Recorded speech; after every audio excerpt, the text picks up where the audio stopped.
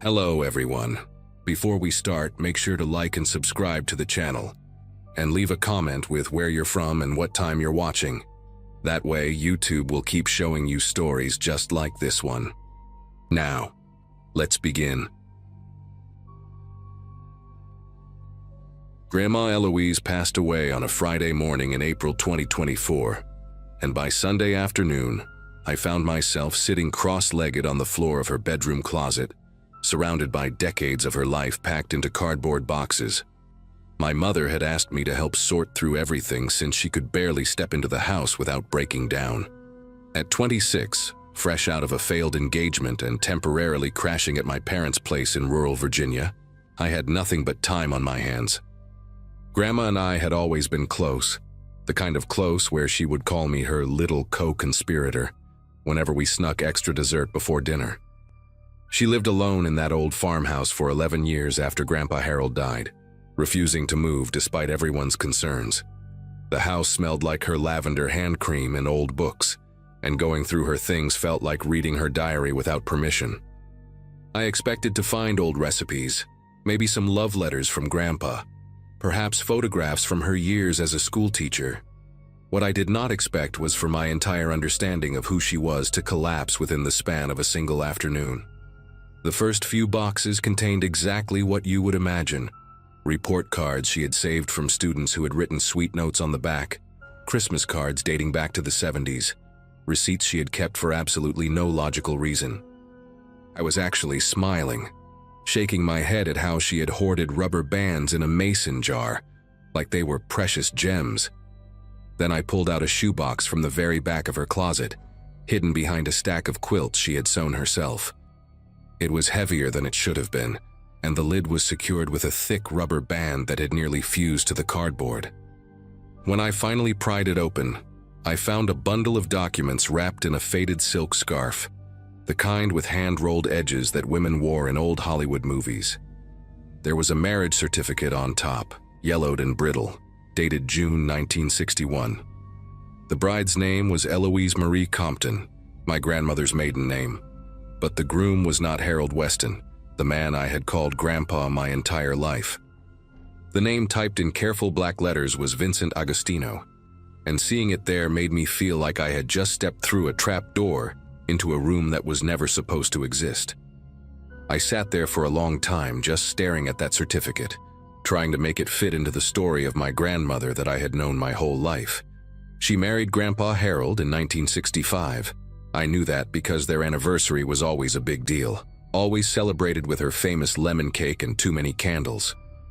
But this certificate said she had been married 4 years before that, to a man none of us had ever heard of.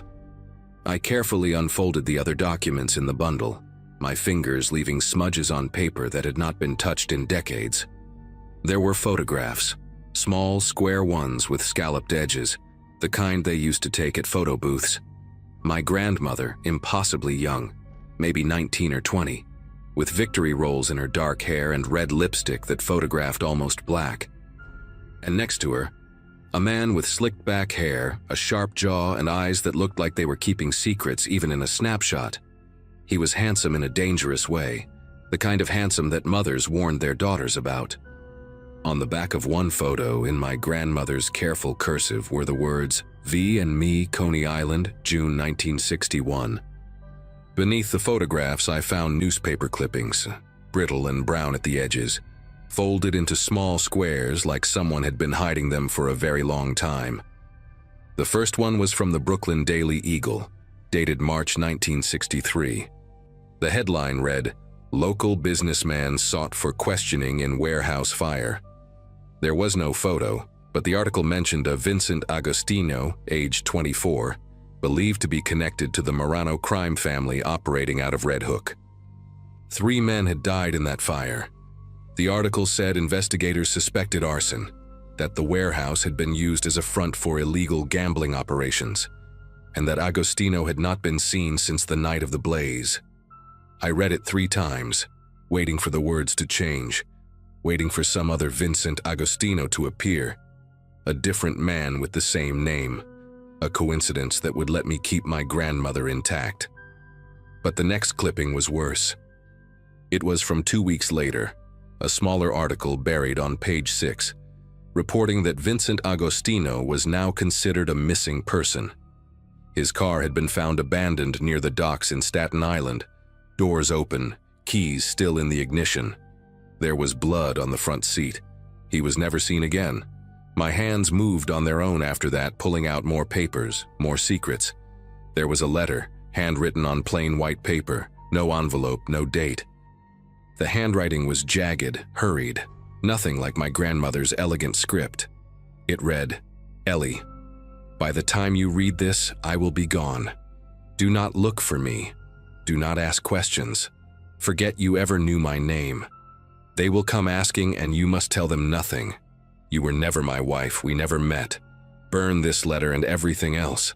I am sorry for what I brought into your life. V." She had not burned it. She had kept it for over 60 years, tucked away in this shoebox along with her marriage certificate and those photographs and those terrible newspaper clippings. I tried to imagine her as a young woman, barely 22 years old, receiving this letter, realizing that her husband was either dead or running for his life, and that she could never speak of him again. I tried to imagine the fear she must have felt, the grief she could not share with anyone, the weight of pretending he had never existed. At the very bottom of the shoebox, beneath everything else, I found a small spiral notebook with a faded green cover. It was a diary of sorts, though not quite, more like scattered notes written in my grandmother's handwriting at different times over many years. The first entry was dated April 1963, just weeks after Vincent disappeared. Men came to the apartment today, 2 of them. They asked about V. I told them I did not know anyone by that name. They did not believe me. One of them grabbed my wrist hard enough to leave bruises. They said they would be back. I turned the page with shaking fingers. May 1963, moved to Virginia. Changed my name back to Compton. Told everyone I was a widow, that my husband died in Korea. No one questions a war widow. The entries continued, sparse but devastating. In 1965, she wrote about meeting Harold, a kind man who worked at the post office and brought her flowers every Sunday. In 1967, she wrote about their wedding, about how happy she was, about how she had finally started to feel safe. But then, in 1971, another entry. A man came to the school today, said he was looking for an old friend named Ellie Agostino. I told him there was no one here by that name. He smiled at me before he left. He knew. They still know. I kept reading, unable to stop, each entry pulling me deeper into a life I never knew existed. The entries were not frequent. Sometimes years would pass between them, but they painted a picture of constant, quiet terror. In 1978, she wrote about a black sedan that parked outside their house for 3 days straight before finally driving away. She never told Harold. In 1985, when my mother was a teenager, someone broke into their car and rifled through the glove compartment, but took nothing of value. They were looking for something, my grandmother wrote, or sending a message. I do not know which is worse. In 1993, she received a sympathy card in the mail after her own mother's funeral. It was unsigned, postmarked from Brooklyn, and inside someone had written only, "Our condolences to the Agostino family." She kept that card too, pressed between the pages of the notebook like a dried flower, a reminder of a threat that never quite went away. I realized then that my grandmother had spent her entire adult life looking over her shoulder, waiting for the past to finally catch up with her. The last entry in the notebook was dated just 3 years ago, in 2022. My grandmother's handwriting had grown shaky by then, the letters wobbly and uneven in a way that made my chest ache. I am 83 years old and I still check the locks twice every night. I still look at every unfamiliar car that drives down our road. Harold has been gone for over a decade now, and I am alone with this secret, the way I always knew I would be. Sometimes I think about telling the children, about leaving this box for them to find after I'm gone. But what good would it do? The men who killed Vincent are probably dead themselves by now. The Moranos are gone, broken up by the FBI in the 80s. There is no one left to be afraid of. And yet, I am still afraid. I have been afraid for 60 years, and I do not know how to stop. Maybe when I die, the fear will finally die with me. Maybe that is the only way it ends. I closed the notebook and pressed it against my chest, and I sat there in my dead grandmother's closet and cried for the terrified young woman she had been, and for all the years she spent carrying this weight alone. I do not know how long I stayed in that closet.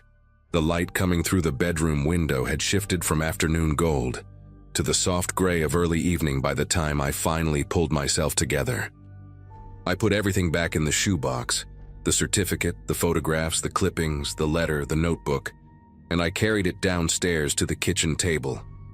My mother was coming back the next morning to continue sorting through things, and I had a decision to make. Did I tell her? Did I show her this box and watch her entire understanding of her own mother collapse the way mine had? Grandma Eloise had kept this secret for over 60 years.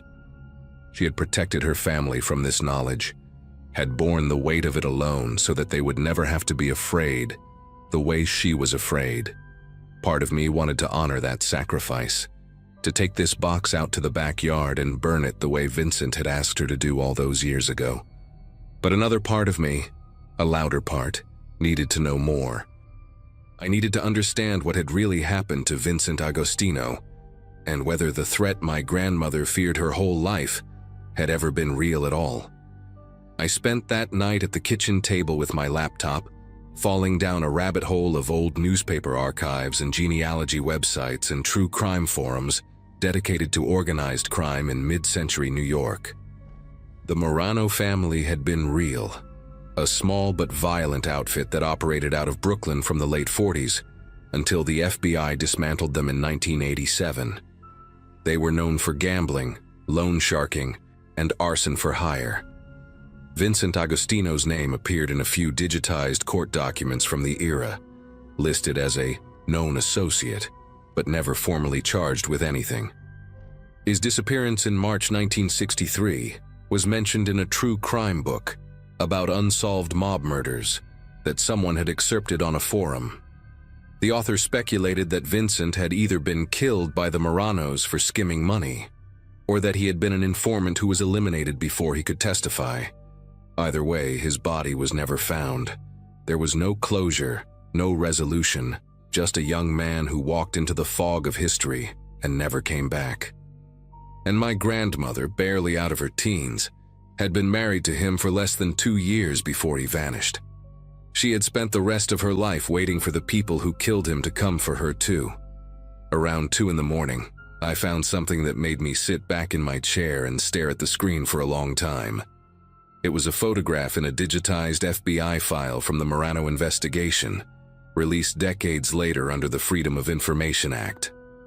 The image was grainy, black and white, showing a group of men standing outside a social club in Red Hook sometime in the early 60s. Most of the faces were labeled with names I did not recognize, soldiers and associates long dead or imprisoned. But in the corner of the frame, partially cut off, was a young man in a dark coat looking directly at the camera. The label beneath him read, V. Agostino, unconfirmed. I zoomed in as much as the resolution would allow, and even through the blur of age and pixels, I recognized the sharp jaw, the slicked back hair, those eyes that seemed to be keeping secrets. It was him. It was really him.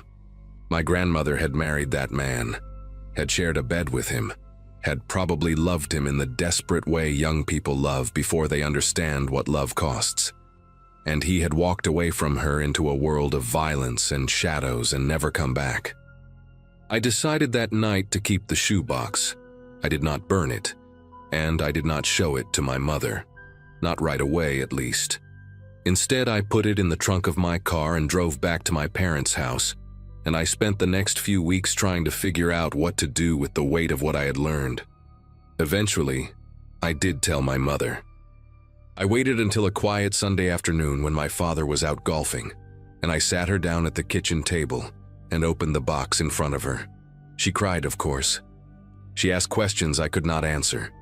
She looked at the photographs of her mother as a young bride and said she did not recognize the woman in them.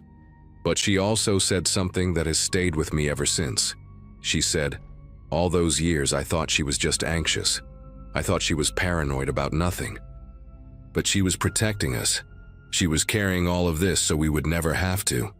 We decided together to keep the secret within our immediate family. There was no point in telling my aunts and uncles, no reason to shatter their image of Grandma Eloise when she had worked so hard to build it. The Moranos were gone. Vincent was gone. The only person left who had been afraid was gone too. We let the fear die with her, the way she had hoped it would. I still have the shoebox. It sits on the top shelf of my closet now, behind a stack of old yearbooks and photo albums from college. Sometimes late at night when I cannot sleep, I take it down and look through its contents again.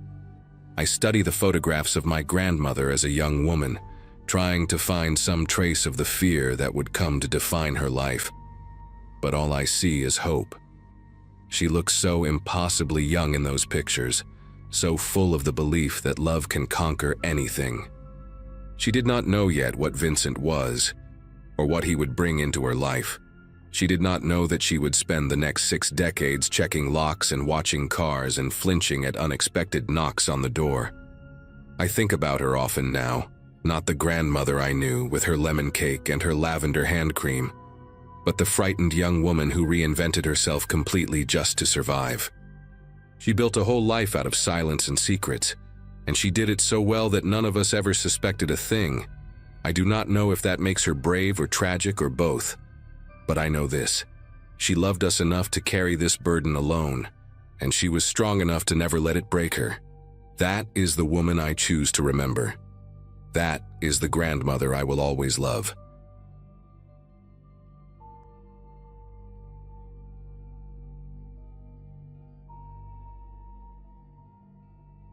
A cream-colored envelope changed everything, though I did not know it yet when I pulled it from the mailbox 5 days after we buried Dad.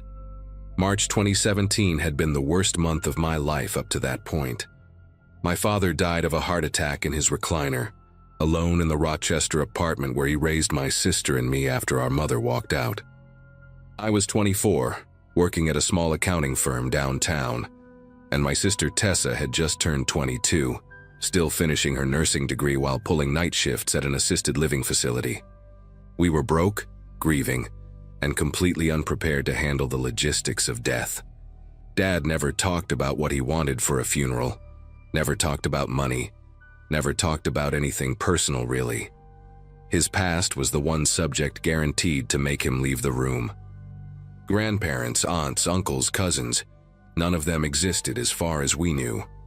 He raised us like he had appeared from nowhere, a man without a history, and we stopped asking questions years ago because the silence that followed hurt too much. The letter inside that envelope came from Scottsdale, Arizona, written in elegant cursive on thick stationery that smelled faintly of lavender. A woman named Lorraine Prescott claimed to be our grandmother, our father's mother, someone whose existence he had hidden from us our entire lives. She wrote that she and her husband Donald had been searching for us for years, that our father cut off all contact when he left home decades ago, and they never understood why. She found out about his death through an obituary search online, and her letter overflowed with grief and regret and desperate hope. At the bottom, she included a phone number and a photograph of 2 silver-haired people standing in front of a beautiful Adobe-style house surrounded by desert flowers. I remember holding that photo in the dim kitchen light, boxes stacked around me, searching their faces for something familiar. The woman had Dad's jaw, that same stubborn set to it. The man had his forehead, broad and lined. Tessa came up behind me and looked at the picture without saying anything for a long time. We had family out there, real family, and they wanted to know us. Tessa was the one who called them first. She always had more courage than me, more willingness to take risks, and I think the grief made her hungry for connection in a way I did not fully understand at the time. Lorraine answered on the second ring and immediately started crying, this soft, broken sound that made my sister tear up too. They talked for almost an hour that first night, while I sat on the couch pretending to sort through old bills. Listening to Tessa describe our childhood, our father, the life we had lived without knowing they existed. Lorraine sounded warm and gentle, asking questions about our jobs, our health, our dreams for the future. She kept saying how much we sounded like our father, how happy she was to finally hear our voices. By the time Tessa hung up, she was convinced these were good people who had been wronged by a son who refused to forgive whatever happened between them. I wanted to believe it too. We were orphans now, both parents gone, and the idea of grandparents felt like a life raft in the middle of a dark ocean. Over the following weeks, the phone calls became a regular occurrence, sometimes with Lorraine, sometimes with Donald, occasionally with both of them on speakerphone. They asked about everything, our favorite foods, our allergies, whether we had any health problems growing up. Lorraine mentioned that heart disease ran in the family and urged us to get checkups, said she worried about us now that our father was gone. Donald talked about his own health struggles, a kidney condition that required dialysis 3 times a week, and how grateful he was for modern medicine. They offered to help with our father's remaining debts, sent a check for $5,000 that arrived in a padded envelope with another handwritten note. We deposited it feeling guilty and relieved at the same time. When they invited us to visit them in Arizona for a week, all expenses paid, Tessa accepted before I could even think of a reason to hesitate. Part of me felt uneasy, a small voice asking why Dad had cut these people off so completely, but I pushed it down. I told myself he was just a difficult man who held grudges. I told myself we deserved this chance at having a family again. We flew into Phoenix on a Friday afternoon in late April, and Donald picked us up at the airport in a silver Mercedes that still had that new car smell. He was thinner than he looked in the photograph, his skin carrying a grayish tint that I now recognize as the pallor of someone whose kidneys are failing. But his handshake was firm and his smile seemed genuine, crinkling the corners of his pale blue eyes as he loaded our bags into the trunk. Lorraine was waiting at the house with a spread of food that could have fed 10 people. Homemade lasagna and fresh bread, and a chocolate cake she said was our father's favorite when he was a boy. Their home was even more beautiful than the picture suggested, all terracotta tiles and high ceilings and windows that looked out onto the desert mountains. They had prepared a guest room for each of us, decorated with fresh flowers and soft towels and little baskets of toiletries. Everything felt too perfect, like a movie set designed to make us feel welcome, but I chalked it up to wealth and eagerness. These people had money and they wanted to impress the grandchildren they had never met. The first 2 days were wonderful, or at least they seemed that way on the surface. Lorraine took us shopping and bought Tessa a turquoise necklace that cost more than my monthly rent. Donald showed us his vintage car collection in the garage, 5 gleaming vehicles that he polished himself every Sunday morning. They told us stories about our father as a child, how he loved baseball and hated vegetables, how he used to build model airplanes in his room for hours. I learned that he had a dog named Chester who died when he was 12, and that he cried for a week straight. These details made me ache for the man I had lost, and also made me angry at him for keeping this from us. On the second night, Donald mentioned casually that he had scheduled us appointments at his personal physician's office for Monday morning. Just routine checkups, he said, since we were in town and it was important to know our family medical history. He would cover the cost, of course. Lorraine nodded and added that the doctor could run some blood work, check our kidney function and liver health, make sure we were in good shape. Tessa thanked them without hesitation. I said nothing, but something cold settled into my chest that I could not name. Monday morning came, and Donald drove us to a medical complex on the east side of Scottsdale, a sleek building with tinted windows and a lobby that looked more like a luxury hotel than a clinic. The physician, a tall man named Dr. Ashford with a silver goatee and an expensive watch, greeted Donald like an old friend. They shook hands and exchanged small talk about golf, while Tessa and I sat in the waiting room filling out paperwork. The forms asked detailed questions about our medical history, surgeries, medications, family illnesses going back 3 generations. There was an entire section about organ donation preferences and whether we had ever been tested for tissue compatibility. I stared at those words for a long time. my pen hovering above the page.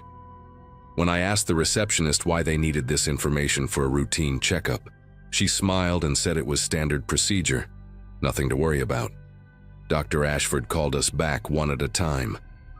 He examined me thoroughly, more thoroughly than any doctor ever had, checking my blood pressure, listening to my heart, pressing on my abdomen with cold fingers. He drew 6 vials of blood and asked me to provide a urine sample.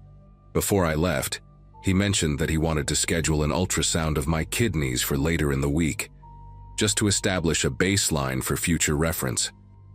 I found Tessa in the waiting room looking pale and quiet, her arm wrapped in a bandage from her own blood draw.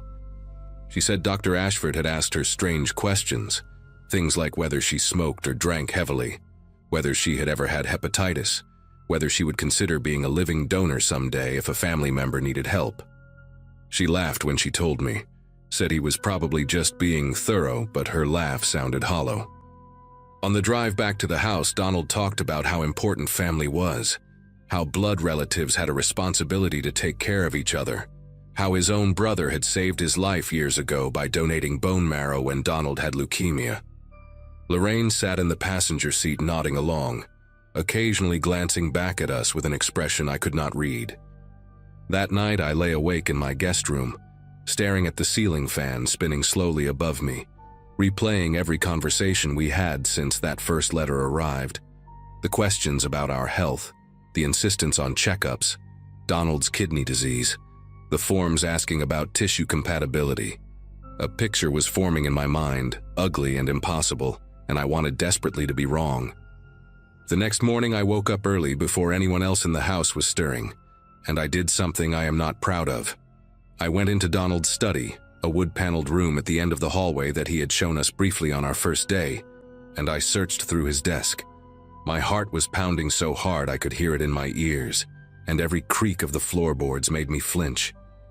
In the bottom drawer, beneath a stack of financial documents and old photographs, I found a folder labeled with our names. Inside were printed copies of our social media profiles, screenshots of posts going back years, a timeline of our lives pieced together from public information. There were notes in Lorraine's handwriting about our jobs, our addresses, our relationship statuses.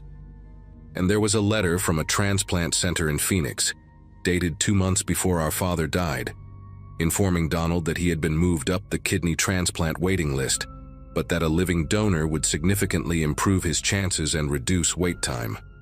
A highlighted section noted that first-degree relatives, particularly younger, healthy adults, were ideal candidates. My hands went numb. I could not feel my fingers as I placed everything back exactly where I found it. I spent the rest of that day pretending nothing had changed, smiling at breakfast, nodding along to Lorraine's stories about her garden club, watching Donald with new eyes as he moved slowly through the house. Every kind gesture now looked like manipulation. Every warm word sounded like a transaction. That afternoon, Lorraine suggested we all look through old family photo albums together, and I sat on the couch between her and Tessa while she turned page after page of faded pictures.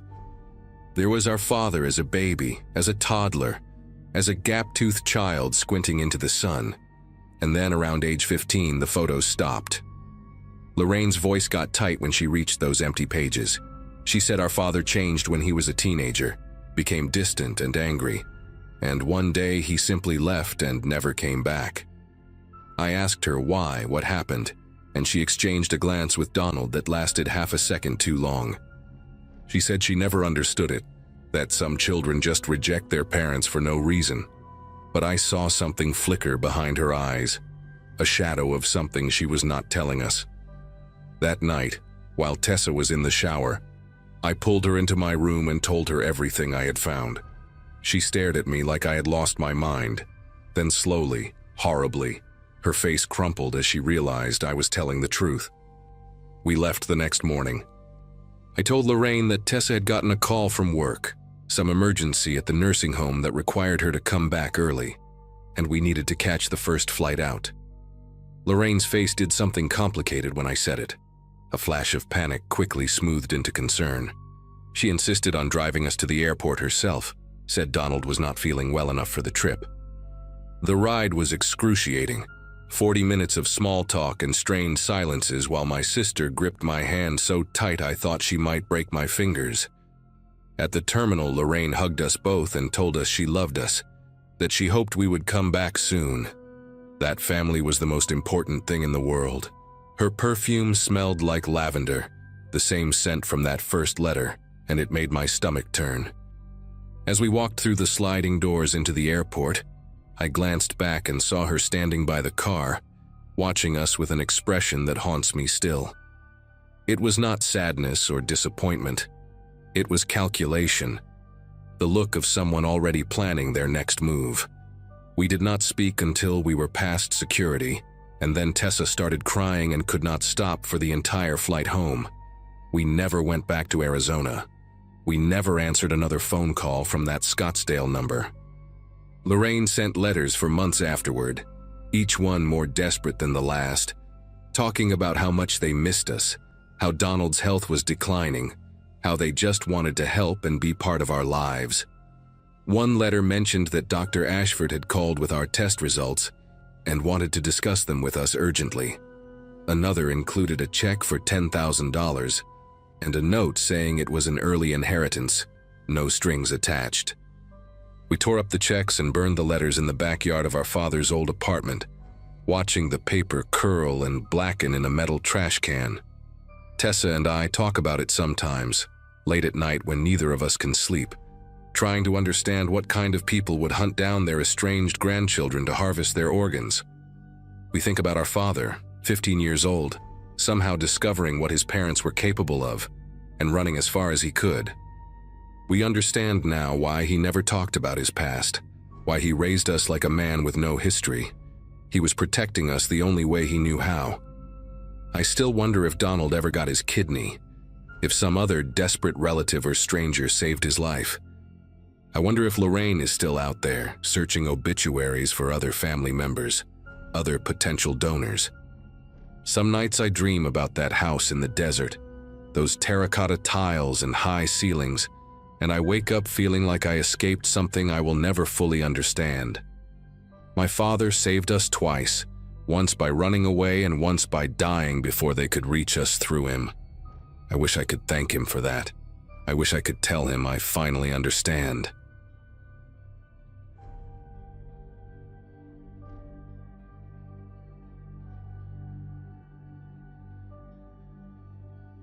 Nobody in my family wanted to deal with Grandpa Warren's house after the funeral, so the job fell on me. I was 34, recently divorced, sleeping on my buddy's couch in Harrisburg, and technically unemployed, which apparently made me the perfect candidate. The old man had lived alone in that place in rural Pennsylvania for over 40 years, collecting everything he ever touched, and the house needed to be cleared before the estate sale in April. I drove out there on a Friday morning in March 2023, expecting maybe 2 weeks of work. The house smelled exactly like I remembered from childhood visits, that mix of old wood, mothballs, and something faintly metallic that I always associated with the basement. Same floral wallpaper in the kitchen, same grandfather clock in the hallway that had been stuck at 3:47 for as long as I could remember. Started upstairs with the easy stuff, clothes and books and old photo albums, but I knew the basement was going to be the real nightmare. Everyone in the family knew about that basement. Grandpa had been shoving things down there since the early 80s. I spent the first 2 days just creating walkways through the mess, broken furniture, dead appliances, towers of magazines and newspapers that reached the ceiling in some spots. My aunt had warned me it would be bad, but she had no idea. By Wednesday afternoon, I finally made it to the far end of the basement, past the ancient furnace that groaned every time the heat kicked on. That is when I noticed something strange.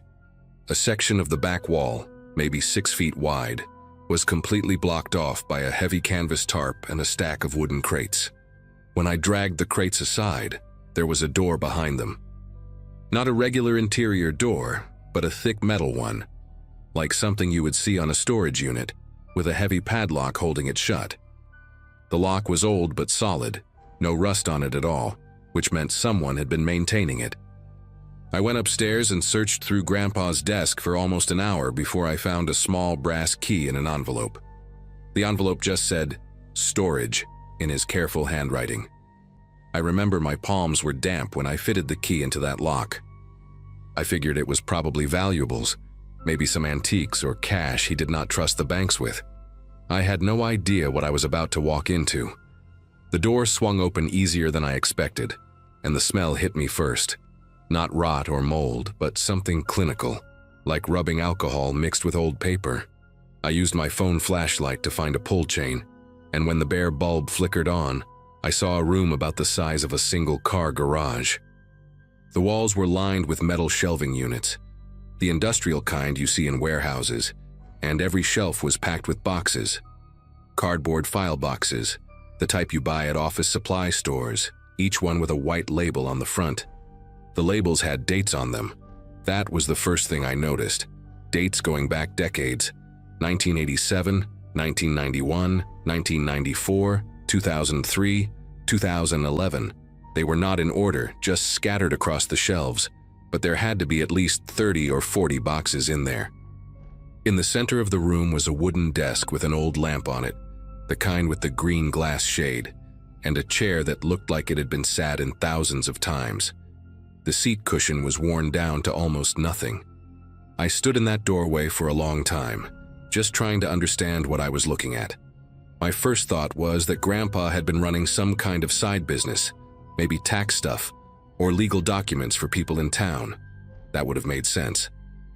That would have been fine.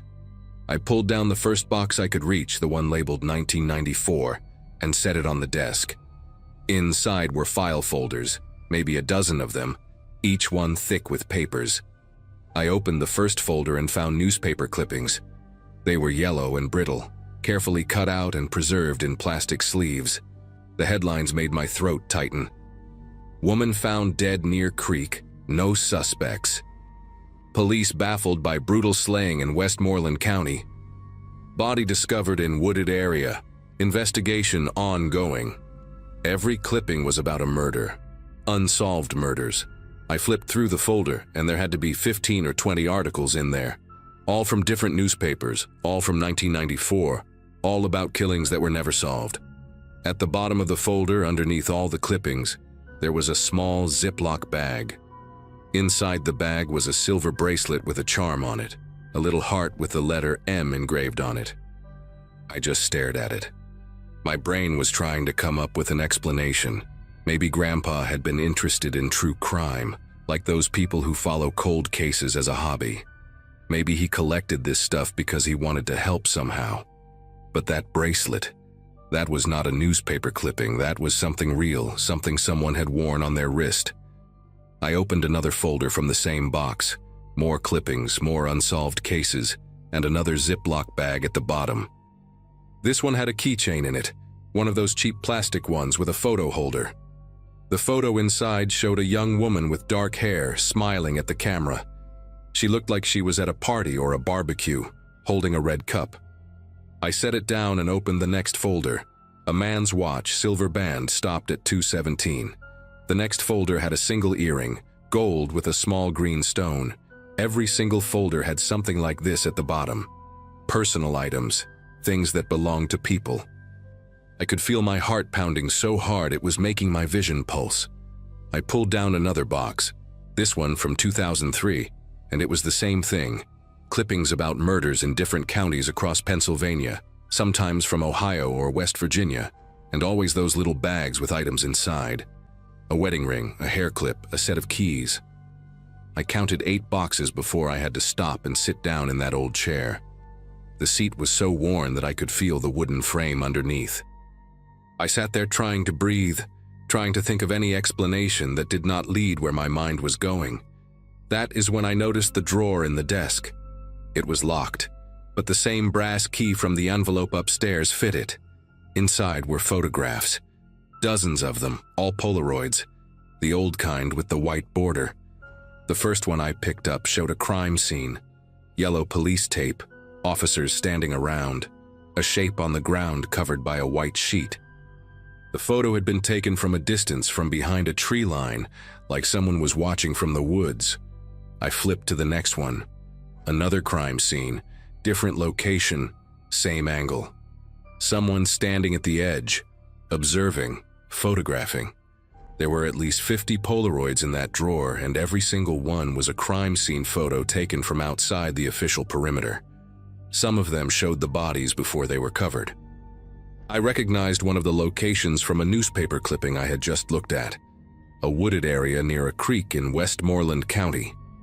The article said the body was found by a hiker on a Sunday morning in September 1994. The Polaroid showed the same spot, the same body, but from an angle the police photos never would have captured. Whoever took these pictures had been there. They had been watching. I do not know how long I sat in that room. An hour, maybe more. My phone had died at some point and I had not even noticed. I went upstairs to charge it and splash water on my face, and that is when I saw the calendar on the kitchen wall. Grandpa had kept the same kind of calendar for as long as I could remember. Those big ones with a square for each day where you write appointments. He had a whole stack of old ones in a kitchen drawer, going back years. I do not know what made me start looking through them. Maybe I already knew. Maybe I just needed to see it for myself. I pulled out the 1994 calendar and flipped to September. On the weekend before that woman was found near the creek, there was a note in Grandpa's handwriting. Fishing trip, back Monday. I grabbed the newspaper clipping from downstairs and checked the date. She was found on Sunday, September 18th. According to his calendar, Grandpa was on a fishing trip that whole weekend, left on Friday and came back Monday. I felt sick. I grabbed another calendar, 2003, and cross-referenced it with the clippings from that box. Every single time, every murder, there was a note about Grandpa being out of town, fishing trip, visit cousin in Erie, hardware convention in Pittsburgh, church retreat.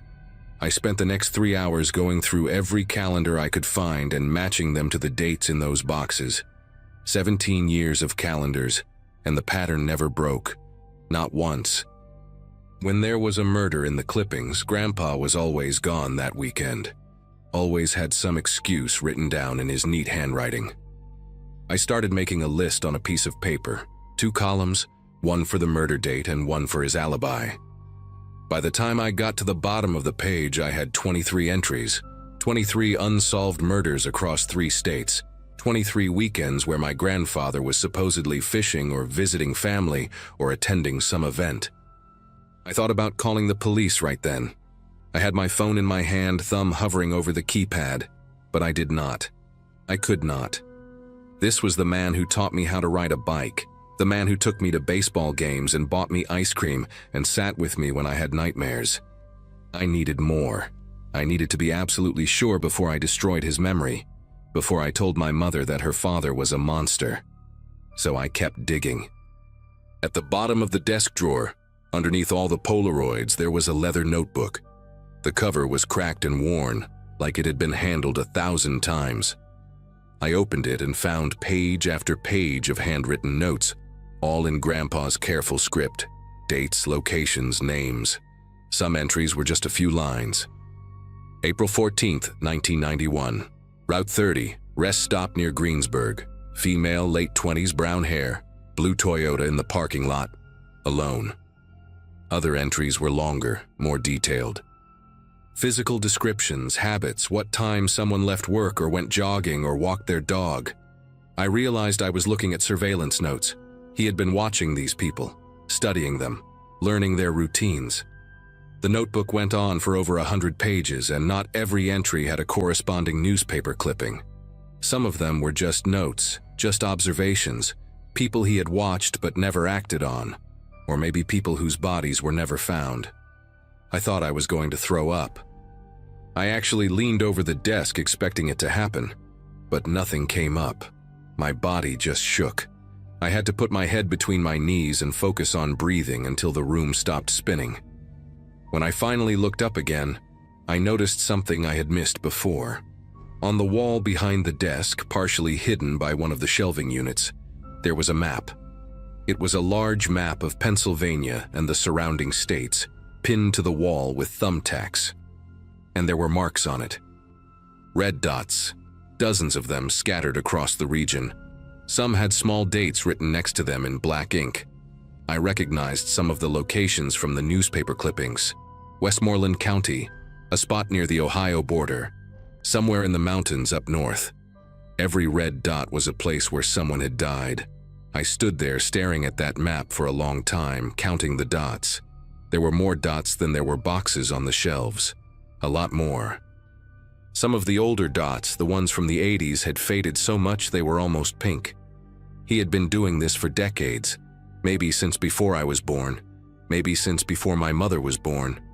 I thought about every family dinner, every Christmas, every Thanksgiving where Grandpa sat at the head of the table and carved the turkey and told jokes that made everyone laugh. I thought about the way he used to call me champ and ruffle my hair, how he smelled like pipe tobacco and peppermint. This man, this monster, had been hiding in plain sight my entire life, and nobody had ever suspected a thing. I left that room and locked it behind me. I sat on the basement stairs for what felt like hours, just staring at the concrete floor, trying to figure out what to do. Part of me wanted to burn it all, drag those boxes outside, douse them in gasoline, and watch decades of horror turn to ash. Nobody would ever know. Grandpa would stay the kind old man in everyone's memory, and I would carry this secret until I died. But then I thought about those items in the Ziploc bags. The bracelet with the letter M, the keychain with the smiling woman, the wedding ring. Those belonged to real people. People who had families that never got answers, never got closure, spent years wondering what happened to their daughter or sister or wife. I could not take that from them. I could not let Grandpa win one more time. So I called the police. I sat on those basement stairs and dialed 911 and told the dispatcher that I had found something at my grandfather's house, something related to old crimes, and I needed someone to come look at it. The deputy who showed up probably thought I was crazy at first. Some guy rambling about boxes and murder clippings in a secret room. But then I showed him. I watched his face change as he opened those folders and saw the Polaroids and the map. He made some calls, and within 2 hours that house was full of state police and FBI agents. That was almost 2 years ago now. I am still not allowed to talk about the details of the investigation, but I can tell you what became public record. They matched items from those boxes to 14 unsolved murders across Pennsylvania, Ohio, and West Virginia. 14 families who finally learned what happened to their loved ones. The investigators told me there are probably more, cases from the 70s and early 80s where the evidence is too degraded to make a definitive connection. My mother stopped speaking to me after the story hit the news. She says I destroyed her father's memory for nothing, that I must have misunderstood what I found, that there has to be another explanation. There is not. I know what I saw in that room. I know what those calendars said. Some nights I still dream about that map on the wall, all those faded red dots spreading across 3 states like a disease. I think about the fact that he died peacefully in his sleep at 87 years old, surrounded by family, and never answered for any of it. I think about how I sat on his lap as a kid and he read me stories before bed. And I wonder how many other families out there have basements they have never looked in, with doors they have never opened, hiding secrets that would shatter everything they thought they knew.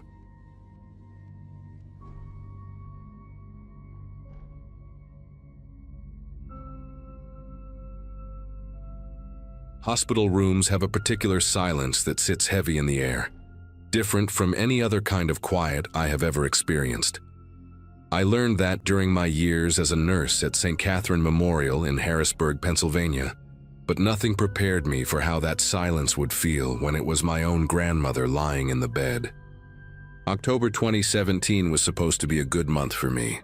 I had just gotten engaged to my college sweetheart, we were planning a spring wedding, and life seemed to be falling into place the way everyone always promised it would. Then my mother called at 6 in the morning on a Tuesday, her voice cracking, as she told me that Nana Ruth had collapsed in her kitchen, and the doctors were saying she might not have much time left. I drove 3 hours through rain so heavy I could barely see the road, my knuckles white against the steering wheel, praying to a God I was not sure I believed in anymore. By the time I arrived, She had already slipped into that halfway state between consciousness and whatever comes next. Her eyes closed and her breathing shallow and labored.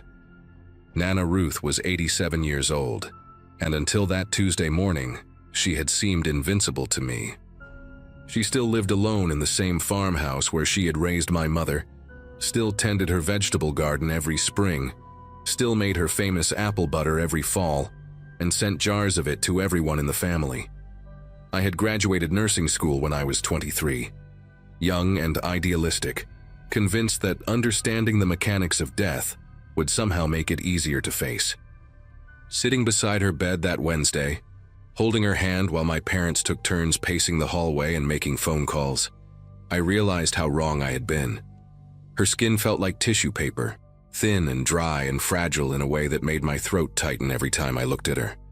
She had been mumbling in her sleep all morning, fragments of sentences that made no sense, names I did not recognize, what sounded like apologies directed at people who were not in the room.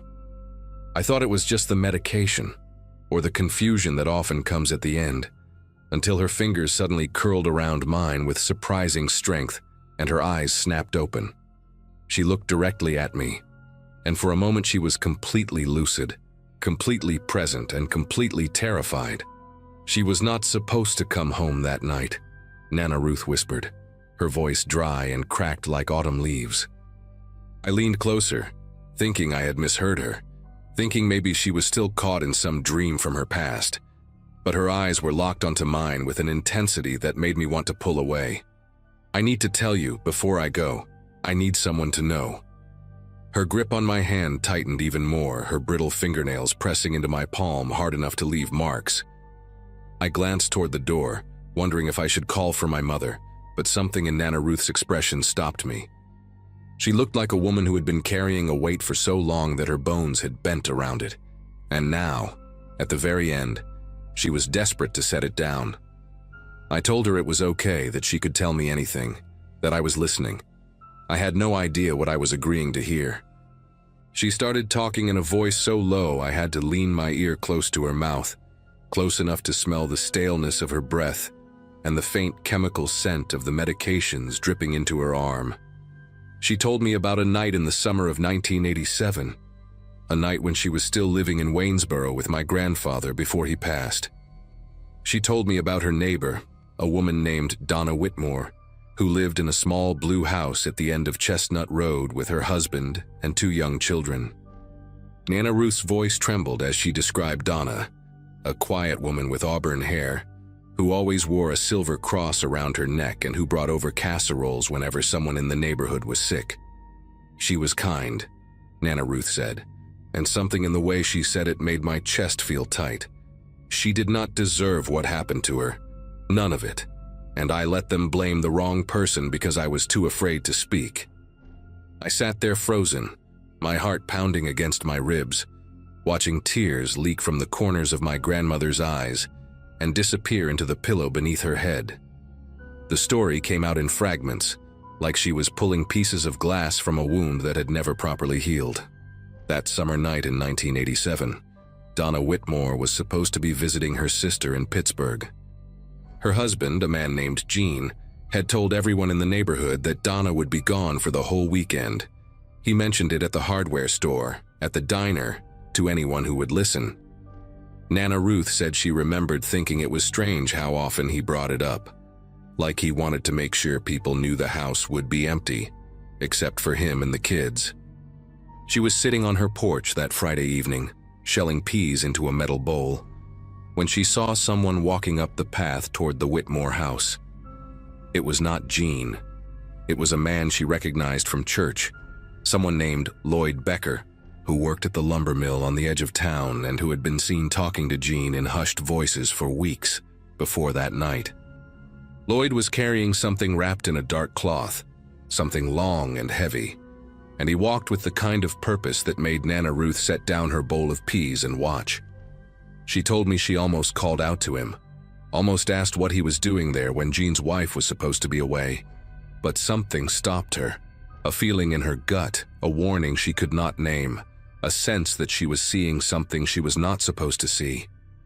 She watched Lloyd disappear around the back of the Whitmore house, and she told herself it was none of her business, that he was probably just there to help Jean with some project, that there was nothing wrong with a man visiting his friend on a Friday night. She went inside and made dinner for my grandfather, and she tried to forget about the way Lloyd had walked, the way his shoulders were hunched like he was bracing for something. It was almost midnight when she heard the screaming. Even 30 years later, lying in that hospital bed, Nana Ruth's face twisted when she described the sound. Raw, animalistic, the kind of scream that does not sound human because humans are not supposed to feel that much pain. The screaming stopped after a few minutes, and then there were sirens, and then the flashing lights of police cars lit up the whole street in red and blue. Donna Whitmore had come home early from Pittsburgh because her sister had gotten sick. She was not supposed to be there, but she was. The police ruled it a burglary gone wrong. Donna had walked in on an intruder, they said, someone who panicked and attacked her before fleeing into the night. Jean played the grieving husband so well that no one thought to look at him too closely. He wept at the funeral. He held his children.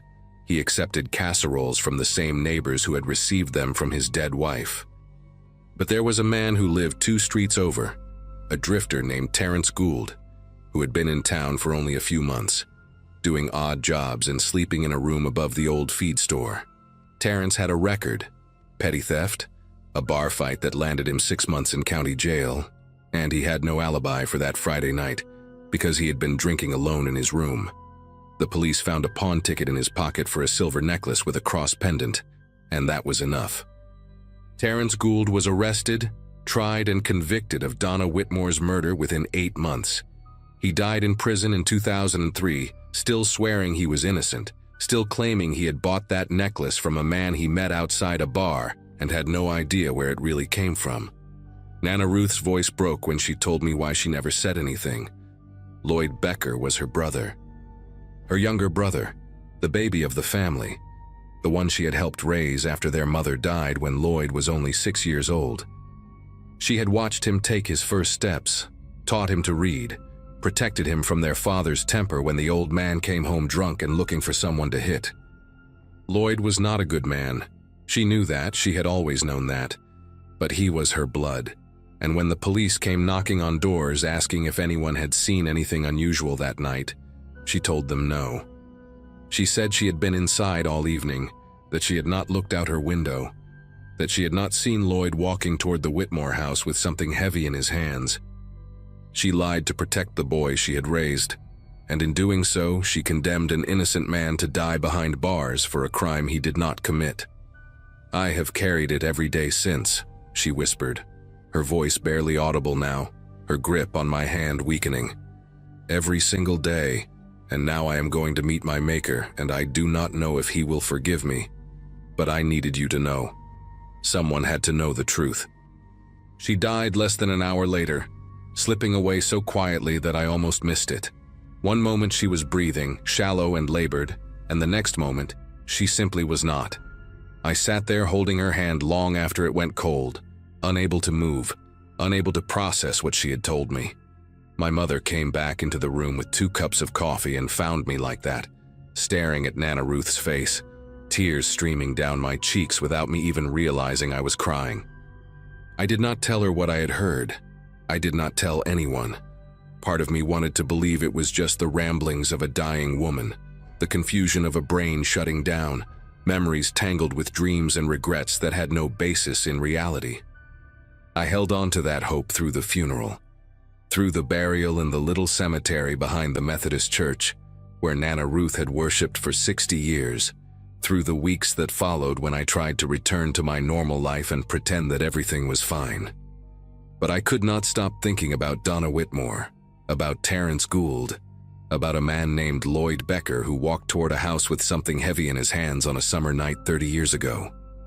It was almost 3 weeks after the funeral when I finally broke down and searched for it online. I told myself I just wanted to prove that Nana Ruth had been confused, that there was no murder on Chestnut Road in Waynesboro in 1987, that the whole story was a fiction her dying brain had constructed from fragments of old television shows and half-remembered news reports. I typed in Donna Whitmore Waynesboro 1987 and hit enter, and the first result made me feel like all the air had been sucked out of the room. There she was, a newspaper photograph from the Waynesboro Herald, grainy and faded, but unmistakably real. Auburn hair, a gentle smile, a small silver cross visible at her throat. The headline read, "Local Woman Slain in Home Invasion," and the date was July 18, 1987.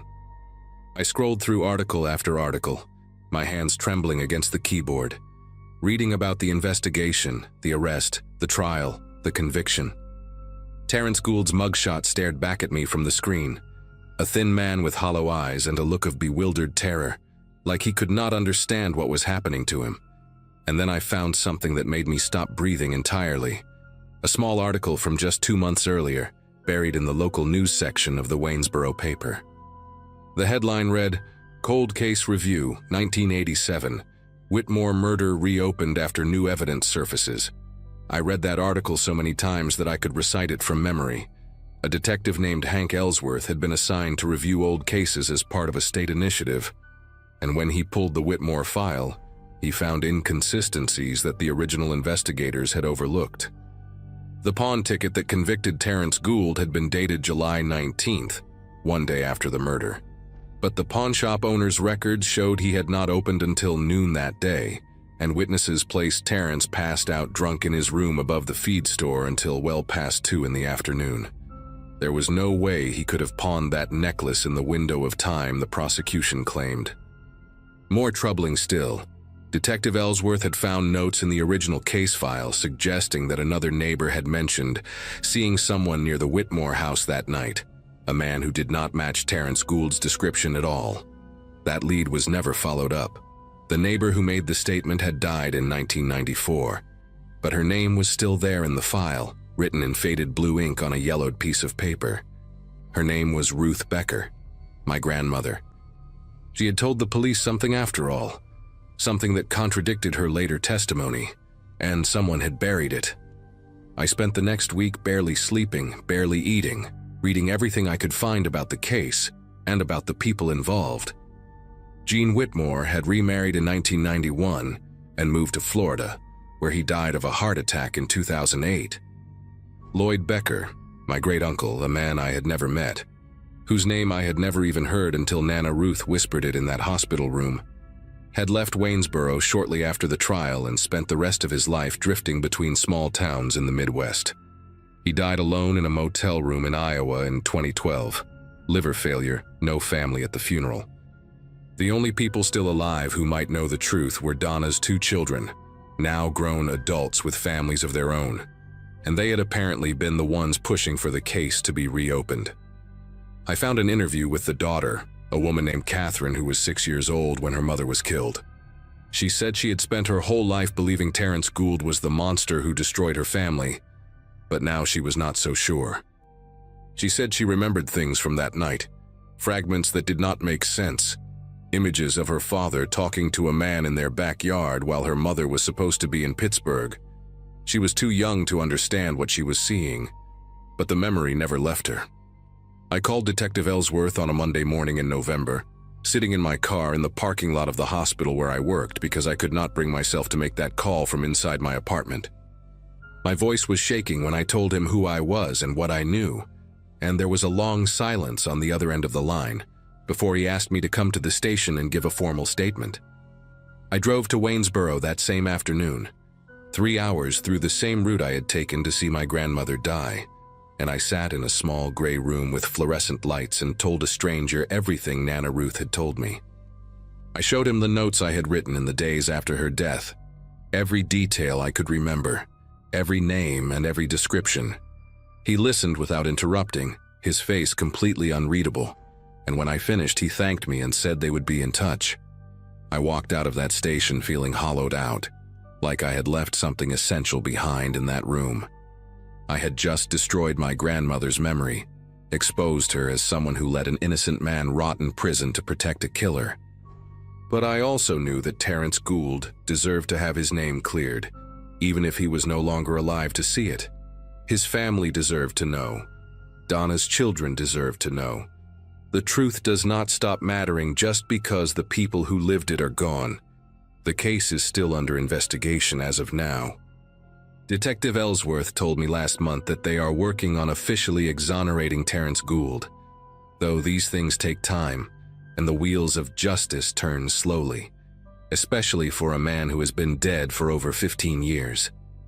I never told my mother what Nana Ruth confessed to me, and I do not know if I ever will.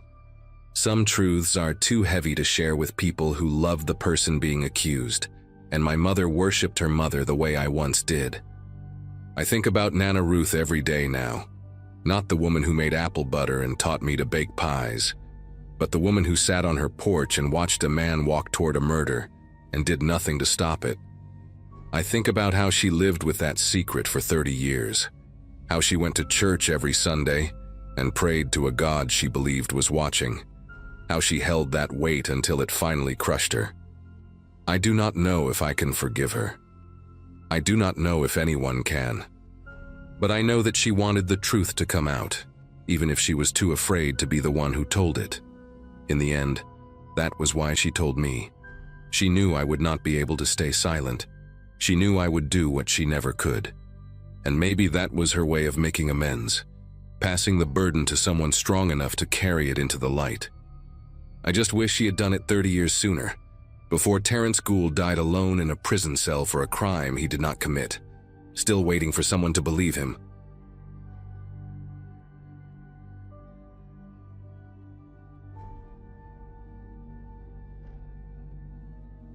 Grandma Evelyn called me on a Wednesday night, said she needed help going through some old boxes in the attic, and asked if I could come stay for the weekend. She sounded strange on the phone, her voice shaky in a way I had never heard before, and Grandpa Howard kept interrupting in the background saying something I could not make out. They lived on this 40-acre property in rural West Virginia, mostly forest and overgrown farmland, a place that had been in the family since before my mom was born. I had not visited since Thanksgiving 2 years prior, and guilt had been eating at me. So I told her yes, took Friday off work and made the 6-hour drive from Richmond. My friends thought it was sweet that I was helping my elderly grandparents. They had no idea what I was actually walking into. None of us did. If I had known, I would have stayed home and never answered that phone call. I would have let it ring until the voicemail picked up and then deleted it without listening. I pulled up to their property around 4 in the afternoon that Friday, the first week of April, when everything was still brown and dead from winter. The driveway was nearly a quarter mile of gravel that had mostly turned to mud, and my car struggled through the deeper spots. Grandma was waiting on the porch when I got there, wrapped in a thick cardigan even though it was not that cold, and she looked smaller than I remembered. Grandpa stayed inside watching some game show on the old television, barely acknowledged me when I walked through the door with my overnight bag. There was this tension in the house that I picked up on immediately, little looks between them when they thought I was not paying attention. Grandma would start to say something and then catch herself, change the subject to something mundane like the weather or what she was making for dinner. I figured they were just getting old, maybe having some health issues they did not want to worry me about. But it was more than that. Something was wrong in that house, something neither of them wanted to talk about, and I spent that whole first evening trying to figure out what it was. Saturday morning I woke up early, around 6, because I heard the back door slam shut. I looked out the window of the guest bedroom and saw Grandpa walking toward the tree line at the edge of their property, carrying a plastic grocery bag in one hand. He moved faster than I had seen him move in years, with purpose, like he had somewhere to be. I thought maybe he was going to feed some stray cats or check on something in the old barn, so I did not think much of it and went back to bed for another hour. When I came downstairs for breakfast, he was already back, sitting at the kitchen table with coffee like nothing had happened. Grandma made scrambled eggs and toast, and we talked about normal things, my job, my apartment, whether I was seeing anyone. But I noticed the grocery bag was gone, and when I casually asked Grandpa what he had been doing outside so early, he just said he was checking the property line for fallen branches. Grandma's fork stopped halfway to her mouth for just a second, then she kept eating like everything was fine. That was the first real lie I caught them in, and it made me curious about what else they were hiding. After breakfast, Grandma asked if I wanted to take a walk around the property, get some fresh air before we started on the attic boxes. I said sure, thinking it might be nice to stretch my legs after the long drive. We walked past the old chicken coop that had not housed chickens in decades, past the collapsing barn with the rusted tractor inside, and toward the edge of the woods. Grandma pointed out different trees she remembered from her childhood, told me stories about playing in these woods when she was a girl. But I noticed she kept steering us away from a certain direction, always finding a reason to turn left instead of right, to circle back toward the house. At one point I saw what looked like a worn path cutting through the underbrush, heading deeper into the forest, and I asked her where it led. She got quiet for a moment, then said it was just an old hunting trail that did not go anywhere anymore. Her voice was tight when she said it, and she would not meet my eyes. That path was clearly still being used, the vegetation trampled down, fresh boot prints visible in the mud. Someone had walked that trail recently, and Grandma did not want me to know about it. That afternoon, while my grandparents were napping, I decided to follow the trail myself. I told myself I was just curious. Maybe there was an old shed or something interesting back there, nothing to worry about. I put on my hiking boots and headed into the woods, following the worn path through the trees. The forest was dense, mostly oak and pine, and the further I walked, the quieter everything got. No birds singing, no squirrels running through the branches, just my footsteps crunching on dead leaves. After about 10 minutes, the trail opened up into a small clearing, and that is when I saw the well. It was an old stone well, the kind you see in pictures from 100 years ago, with a wooden cover that had been placed over the top. The cover looked newer than the well itself, maybe only a few years old, and there were heavy rocks placed on top of it like someone wanted to make sure it stayed closed. But what really got my attention was the structure next to it, half hidden by overgrown bushes. It looked like an old root cellar or storm shelter, a concrete entrance built into a small hill with a rusted metal door that was slightly ajar. I should have turned around right there. Every instinct told me to go back to the house and pretend I never found this place. But I kept thinking about Grandpa sneaking out at dawn with that grocery bag, about Grandma steering me away from this direction, about all the strange looks and half-finished sentences. So I walked over to the shelter and pulled the door open wider. The hinges screamed with rust and a smell hit me immediately, damp earth and something else, something stale and human. I used my phone flashlight to look inside and my heart started pounding so hard I could feel it in my throat. There were stairs leading down into darkness, maybe 8 or 10 concrete steps, and at the bottom I could see a small room. Someone had been living down there. There was a cot with blankets piled on it, empty water bottles scattered on the floor, canned food stacked against the wall, a bucket in the corner that I did not want to think about.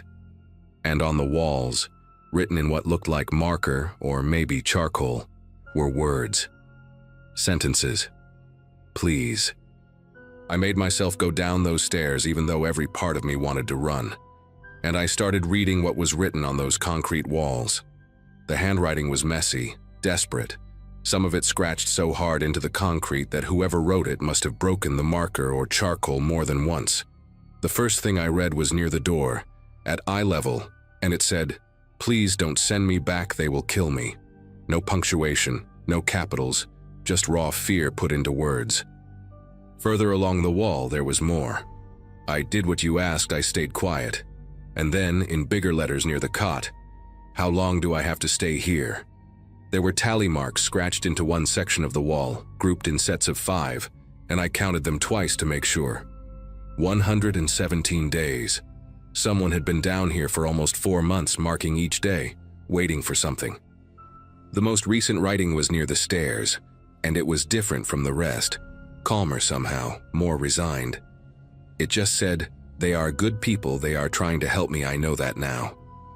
That one disturbed me more than all the desperate pleas combined. It sounded like something a person would write after they had given up, after they had accepted whatever was happening to them. I took pictures of everything with my phone. my hands trembling so badly that half of them came out blurry. I searched the rest of the shelter, looking for anything that might tell me who had been kept down here. Under the cot, I found a small pile of clothes, a worn flannel shirt and jeans that looked like they belonged to a man, maybe medium build. There was a paperback book with the cover torn off, some kind of thriller from what I could tell, with pages dog-eared throughout. In the corner behind the food cans, I found a wallet.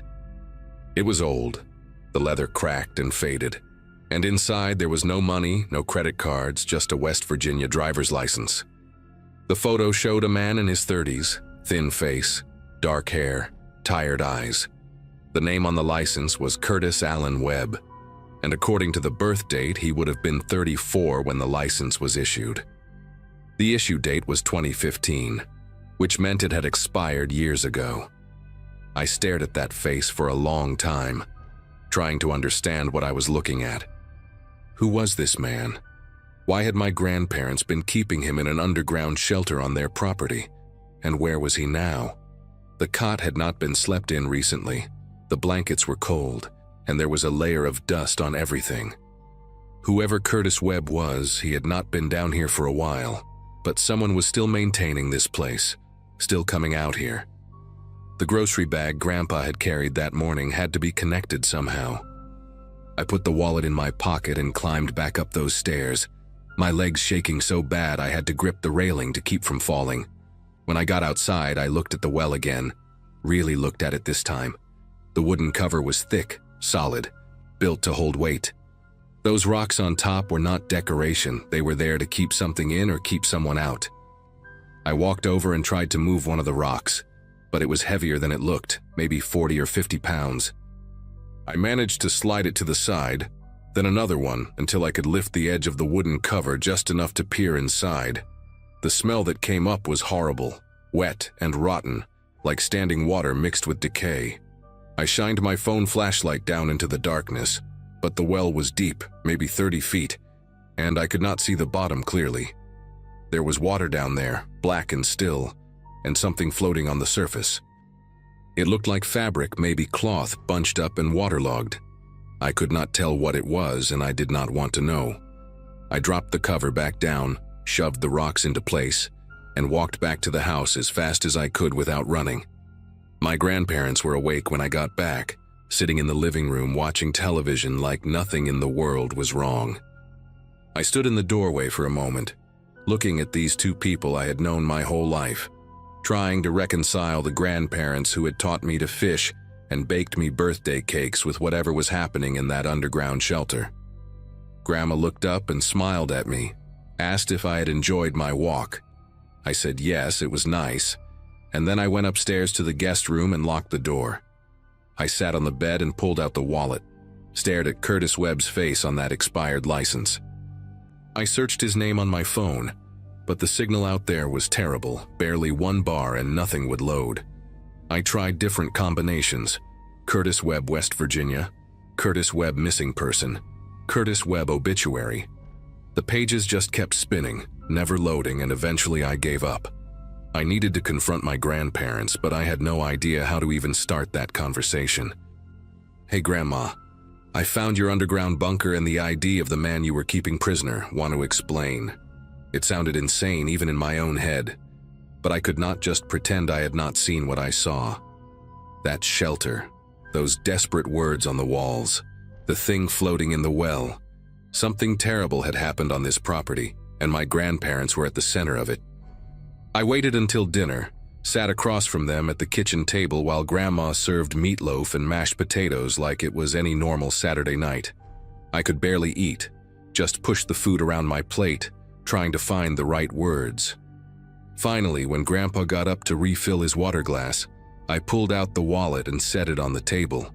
Grandma saw it first, and the color drained from her face so fast I thought she might faint.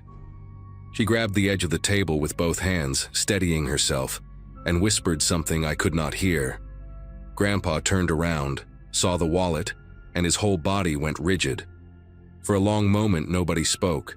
Then Grandma looked at me with these eyes I had never seen before, tired and scared and somehow relieved all at once. and she said they had been wondering when someone would find out. She said they had been carrying this for years, that it had been eating them alive, and maybe it was time to finally tell someone the truth. Grandpa sat back down heavily, like his legs could not hold him anymore, and he told me to put the wallet away because he could not stand to look at that face again. They told me Curtis Webb showed up at their door in the fall of 2015, desperate, bleeding from a cut on his forehead, begging them to hide him. He said people were after him, bad people, that he had seen something he should not have seen and now they wanted him dead. My grandparents did not know what to do. They were isolated out here, no close neighbors, and this terrified man was pleading for his life on their porch. So they let him stay in the old storm shelter, just for a few days until things calmed down. That was what they told themselves. But the days turned into weeks, and weeks turned into months. Curtis was paranoid, would not let them call the police, said the people looking for him had connections everywhere. Grandma brought him food and water every day.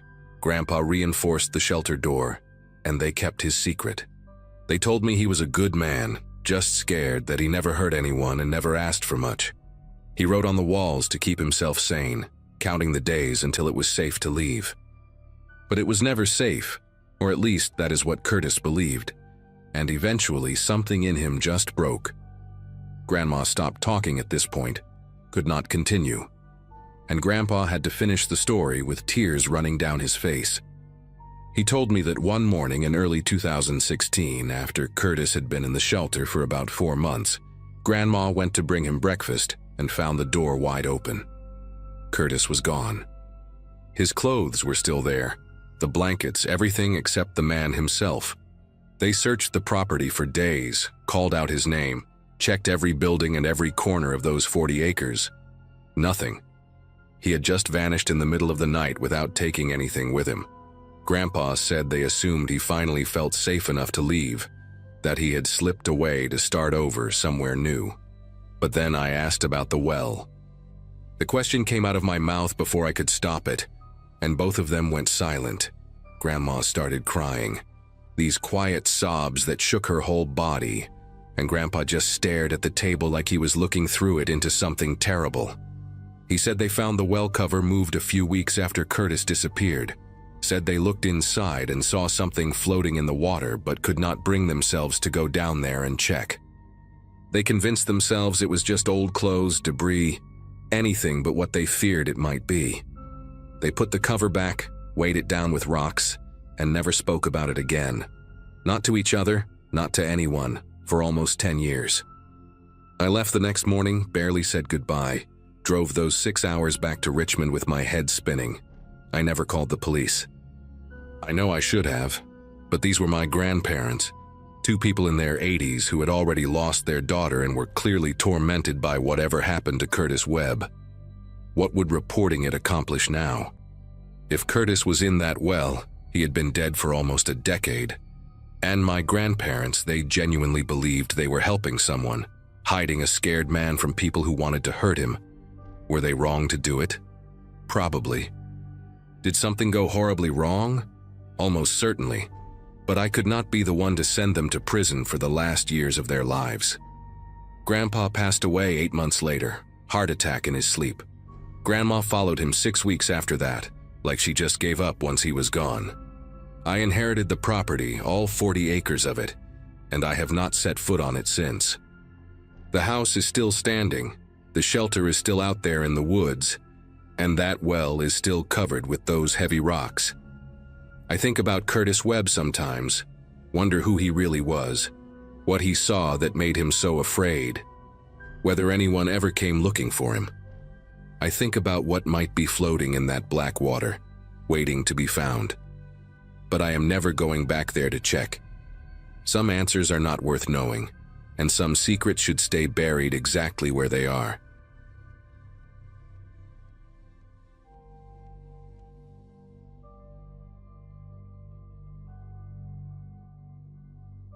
My grandmother waited until she was 83 years old to finally tell me the truth. I had driven down to Tucson to visit my grandparents, something I try to do every few months now that my grandfather's dementia has gotten worse.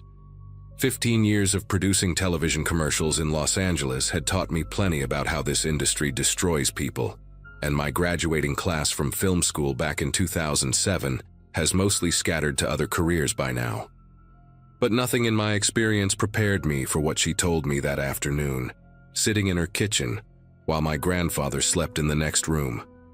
She gripped my wrist with surprising strength and said she needed to tell me something before it was too late. Something about why they left the business in 1974, when both of them were on the verge of real success.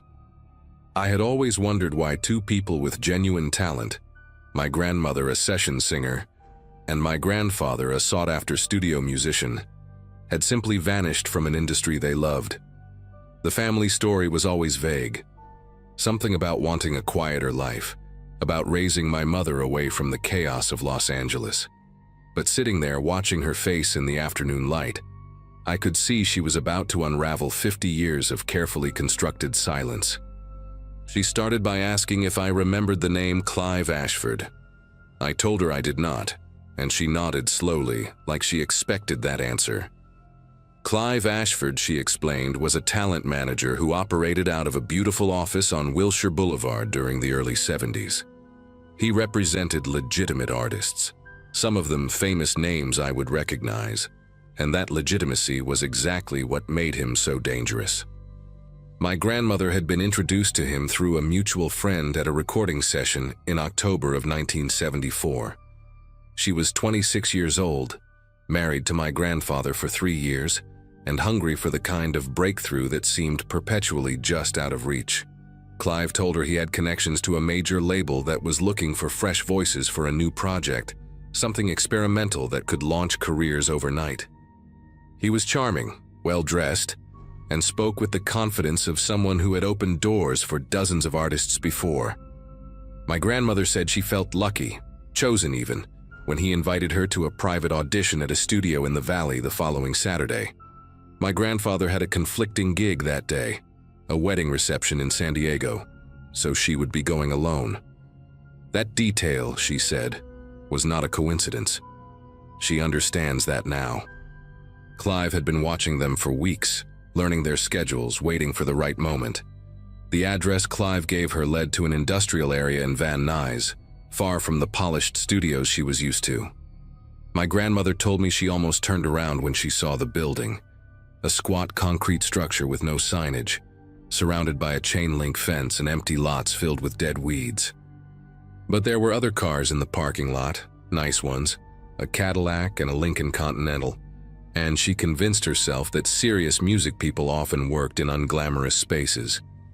She parked her Volkswagen Beetle and walked toward the entrance, where a young man in a suit was waiting with a clipboard. He checked her name, smiled warmly, and led her inside. The interior was surprisingly well appointed, with wood paneling, thick carpet, and framed gold records on the walls. She remembered feeling relieved, thinking she had misjudged the exterior. The young man brought her to a lounge area where 2 other women were already waiting, both around her age, both clearly singers or actresses based on their careful makeup and nervous energy. They exchanged polite introductions, first names only, and waited together on leather couches while soft jazz played from hidden speakers. After about 20 minutes, Clive appeared through a side door, wearing a burgundy blazer and rings on 3 fingers that caught the light when he gestured. He welcomed them effusively, calling each woman by name without checking any notes, complimenting specific details about their previous work that made it clear he had done his research. My grandmother said he had this way of making you feel like the most important person in the room, like he genuinely believed in your talent and wanted nothing more than to see you succeed. He explained that the audition would be a bit unconventional, that the label executives preferred to see how artists handled unexpected situations, how they thought on their feet. He asked them to follow him down a hallway to the main studio space. My grandmother remembers walking behind the other 2 women, noticing how thick the walls seemed, how the jazz music faded completely as they moved deeper into the building. When they reached a heavy metal door at the end of the corridor, Clive produced a key from his pocket and unlocked it with a theatrical flourish. He pushed it open and stepped aside, gesturing for them to enter. My grandmother was the last one through, and she heard the lock click shut behind her before she fully registered what she was seeing. The room was not a recording studio. It was a warehouse space, bare concrete floors and exposed pipes overhead, with industrial lighting that buzzed and flickered. In the center stood a long table covered with items that made no sense in context. Jewelry, watches, stacks of documents, a typewriter, several cameras, and what looked like bundles of cash wrapped in rubber bands.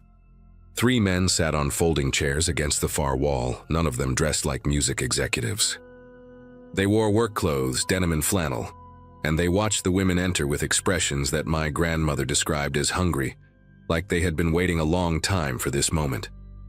Clive walked past the women toward the table, still smiling, still projecting that easy confidence.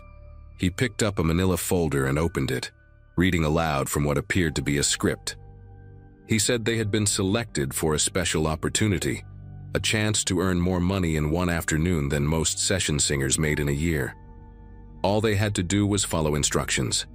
One of the other women, a blonde with a southern accent, asked what kind of instructions. Clive set down the folder and explained, in the same pleasant tone he might use to discuss recording schedules, that they would be driving to a location in Beverly Hills and retrieving certain items from a residence while the owners were away. My grandmother said the reality of the situation hit her like a physical blow. This was not an audition. This was a recruitment, and they were being asked to commit burglary. The other 2 women reacted differently than she expected.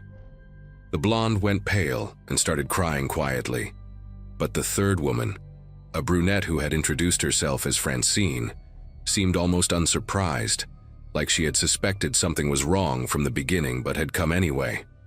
Clive continued talking, explaining that the homeowners were out of the country, that the security system had already been disabled by an inside contact, that the whole job would take less than an hour. He emphasized that no one would get hurt, that the items they were taking were insured, that the victims were wealthy people who would barely notice the loss. He made it sound reasonable, almost victimless. Then he mentioned the compensation. $10,000 each in cash paid immediately upon completion.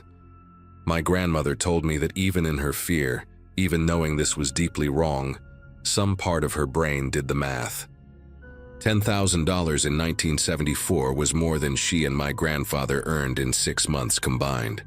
She hated herself for even considering it, but that hesitation, those few seconds of temptation, bought her enough time to notice something important about the room they were standing in. There was a second door. It was partially hidden behind a stack of wooden pallets in the corner, painted the same gray as the walls, but she could see the outline of a frame and the glint of a handle. She did not look at it directly, did not want to draw attention, but she mapped its position in her mind while Clive kept talking. He was explaining the logistics now, how they would travel in separate vehicles, how they would enter through a service entrance at the back of the property, how each woman would be responsible for specific items on a list. One of the men against the wall stood up and walked toward them, holding 3 pairs of thin leather gloves. My grandmother accepted hers without making eye contact, feeling the soft material between her fingers, understanding that this was real, that these people had done this before, that they had a system. The blonde woman was openly sobbing now, saying she wanted to go home, that she had a daughter waiting for her. Clive's demeanor shifted for the first time.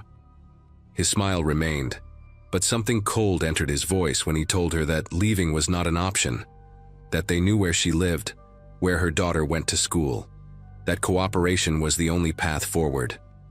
The room went silent except for the buzzing lights overhead. My grandmother felt her heart pounding so hard, she worried the men could see it through her blouse. Francine spoke up then, asking practical questions about the timeline, the target address, what kind of vehicle they would be using. My grandmother realized with a sickening clarity that Francine was going to go through with it, that she had already made her decision, perhaps before she even walked into this building. Clive seemed pleased by her cooperation and turned his attention to answering her questions in detail. While he was distracted, my grandmother took a small step backward, then another, positioning herself closer to the hidden door. She was not thinking clearly, operating on pure survival instinct, her body making decisions her conscious mind had not yet approved. The blonde woman suddenly collapsed onto the floor, hyperventilating, and both of the seated men rushed forward to help restrain her. In that moment of chaos, with everyone's attention on the crying woman, my grandmother moved. She crossed the distance to the pallets in 4 quick strides, found the door handle, and pulled. It was unlocked. She slipped through into darkness and ran without looking back, her heels clattering against concrete, her lungs burning, her mind completely blank except for one repeating thought: "Get out, get out, get out." The door led to a narrow corridor that smelled like motor oil and rust. Emergency exit signs glowed red at intervals along the ceiling, and she followed them blindly, stumbling twice on debris she could not see, tearing her stockings on something sharp. She could hear shouting behind her now, male voices echoing off the walls, but she did not slow down. The corridor ended at a metal fire door with a push bar, and she hit it at full speed, bursting out into blinding afternoon sunlight. She found herself in an alley behind the building, dumpsters overflowing with garbage, a stray dog watching her from beside a pile of cardboard boxes. Her Volkswagen was parked on the other side of the building, impossible to reach without being seen, so she made a decision in a fraction of a second and ran the opposite direction, toward the street.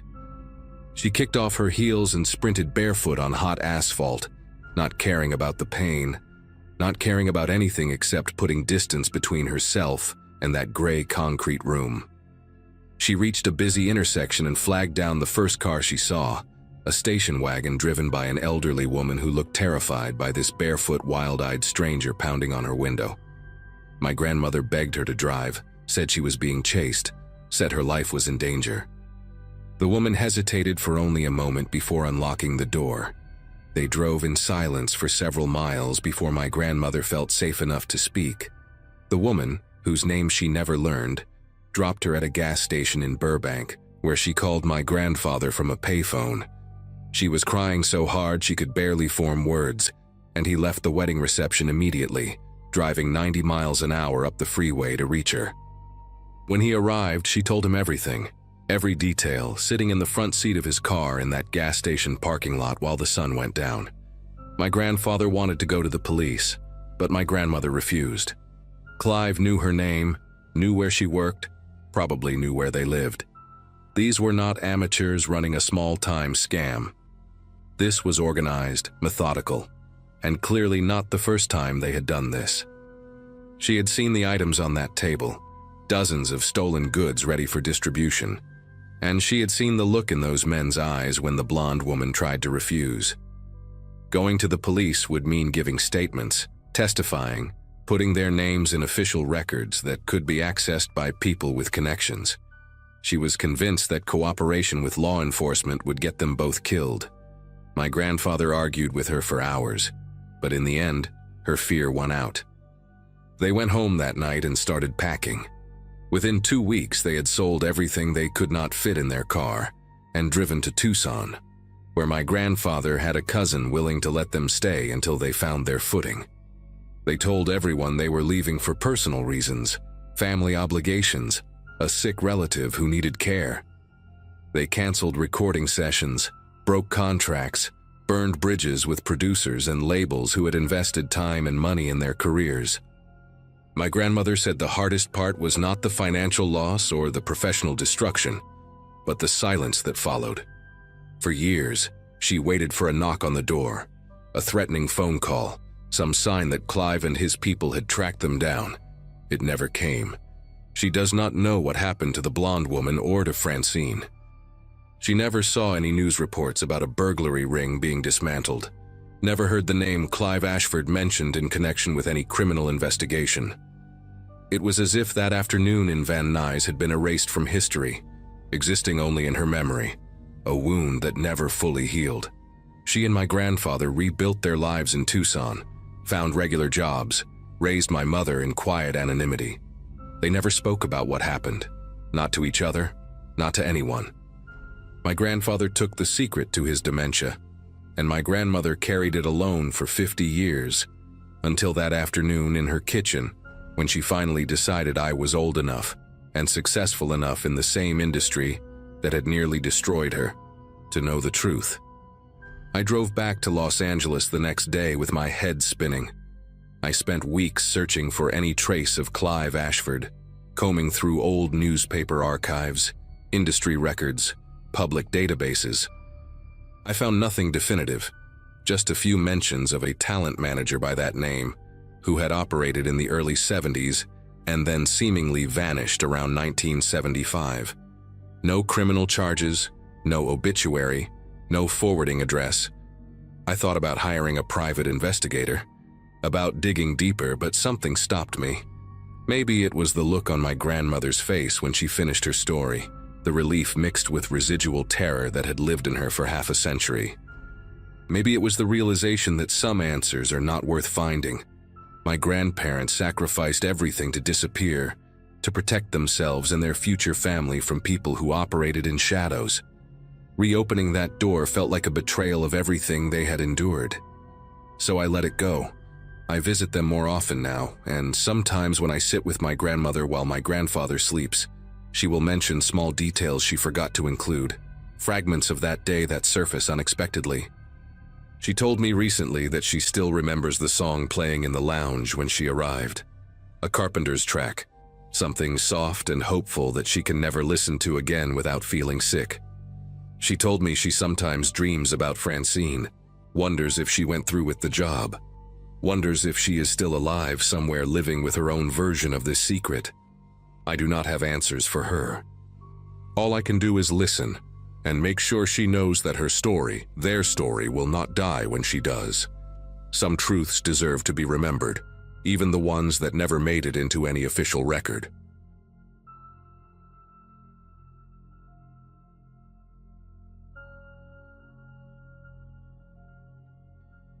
Late summer in 2024 found me staying at my grandmother Edith's house for a few nights, trying to help my mom manage things from a distance. Life had slowed down for me then. Freelance work, no strict schedule, and a lot of quiet hours that made the request feel manageable. Edith lived alone in a modest suburban home, the kind with narrow hallways and doors that never quite lined up right. Her dementia had been getting worse, especially after sunset, but during the day she could still hold a conversation and joke about old TV shows. I told myself this was just family duty, nothing dramatic. The first evening passed with mild confusion, repeated questions and a nervous habit of checking windows. Still, she recognized me, called me by name, and insisted on making tea she forgot to drink. I slept in the guest room, shoes by the bed, just in case she wandered. At that point, fear wasn't part of the equation yet. As daylight faded the next evening, her behavior shifted in a way I hadn't seen before. Edith stopped pacing and instead sat very still at the kitchen table, eyes sharp, listening to every sound in the house. Her voice dropped when she spoke, accusing me of touching her things, moving papers, opening drawers. She asked why I kept checking my phone and who I was reporting to. When I laughed it off, she slammed her hand on the table hard enough to rattle the silverware. The warmth she carried earlier vanished, replaced by something guarded and confrontational. She followed me from room to room, keeping a careful distance, watching my hands. Every light switch I touched earned a comment. By the time I retreated to the bedroom, my chest felt tight with unease I couldn't explain. That night unfolded slowly, stretched thin by the silence of the house. The door to the guest room closed with a soft click that didn't sound like it came from my side. A moment later, metal scraped against metal, deliberate and controlled. Edith's voice came through the door, calm and steady, explaining that she needed to lock it from the outside. She said she couldn't risk letting it move freely once the house settled. I asked what she meant, keeping my voice low so I wouldn't escalate things. She told me I knew exactly what she meant and accused me of pretending. Her footsteps moved away, followed by the sound of another lock turning somewhere down the hall. Sleep never came. I sat on the bed, listening to the house breathe, counting every creak. Morning light spilled into the room through the blinds, ordinary and cruel in how normal it felt. The door opened easily when I tried it, though the frame was gouged with fresh scratches around the lock plate. The metal looked bent, stressed, as if someone had fought it from the outside. Edith stood in the kitchen humming, cheerful, asking why I looked so tired. She remembered nothing about the night, nothing about the locks, nothing about it. When I showed her the damage, she frowned like she'd never seen that door before. The house felt empty in a way I can't fully explain, like something had left quietly before dawn. I packed my bag before lunch, promising to come back soon, knowing I wouldn't sleep another night under that roof. Driving away didn't bring the relief I expected. The image of those scratches stayed vivid, looping in my head every time traffic slowed. By the afternoon, guilt crept in, heavy and persistent, so I returned the same day with groceries and a resolve to stay one more night. Edith greeted me warmly, apologetic for being difficult lately, though she couldn't explain what that meant. I inspected the doors again while she wasn't looking. The damaged locks were still there, deeper than I remembered, like grooves pressed with intent. I told myself stress had sharpened my imagination. As the sun dipped lower, shadows stretched across the hallway and she stopped smiling mid-sentence, eyes narrowing as if she'd heard a voice I couldn't. Dinner went untouched. She asked me to sit where she could see me. Once darkness settled, Edith's alertness returned sharper than before. She whispered instead of speaking, warning me not to move too fast, not to test her patience. Every few minutes she checked the hallway, pressing her ear to the wall, nodding as if listening to instructions. When I suggested calling my mom, her face hardened and she accused me of signaling. She blocked the kitchen doorway with a chair, explaining that pathways mattered at night. The house felt smaller with every adjustment she made, furniture dragged into odd positions, lamps unplugged. When I finally excused myself to the bedroom, she followed, standing just far enough away that I couldn't read her expression clearly. The door closed between us, and I waited for the sound I dreaded. This time the locks came quickly, firm clicks followed by the unmistakable scrape of force. Edith spoke through the door again, steady and patient, saying tonight was worse, that it was learning. She said she could hear it breathing near the vents, and that it copied footsteps when it moved. I asked her to unlock the door, trying to reason, but she only replied that love sometimes meant restraint. Something brushed the other side of the door, slow and deliberate, not heavy, but intentional enough to make my pulse race. The ceiling vent rattled once, then fell silent. I sat on the floor until my legs went numb, listening to her whisper instructions to someone who wasn't there. Morning arrived muted and gray. Edith slept in her chair, hands folded, peaceful. She laughed when I asked about the night, insisting she'd gone to bed early. The scratches on the lock were worse, curling outward like metal peeled back with fingernails. I took photos, called my mom, and arranged for in-home care that same day. When the caregiver arrived, Edith stood close to me, gripping my sleeve, quietly asking if I'd told them about it. I didn't answer. Leaving that house felt final this time, not rushed, just necessary. Whatever she believed she was protecting us from, I couldn't stay long enough to find out. I didn't go back after that day, but the house didn't leave my thoughts. Over the next week, the caregiver called twice to ask questions that made my chest tighten. She mentioned Edith insisting certain doors stay sealed after sunset, and refusing to sleep unless chairs were wedged under handles. One evening, the caregiver found Edith standing in the hallway, pressing her palm flat against a bedroom door, listening. When asked what she was doing, Edith said she was checking whether it had learned patience yet. The caregiver laughed it off at first, assuming it was part of the illness.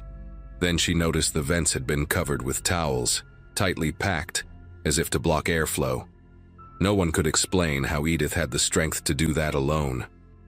A week later, a locksmith was brought in to replace the damaged hardware.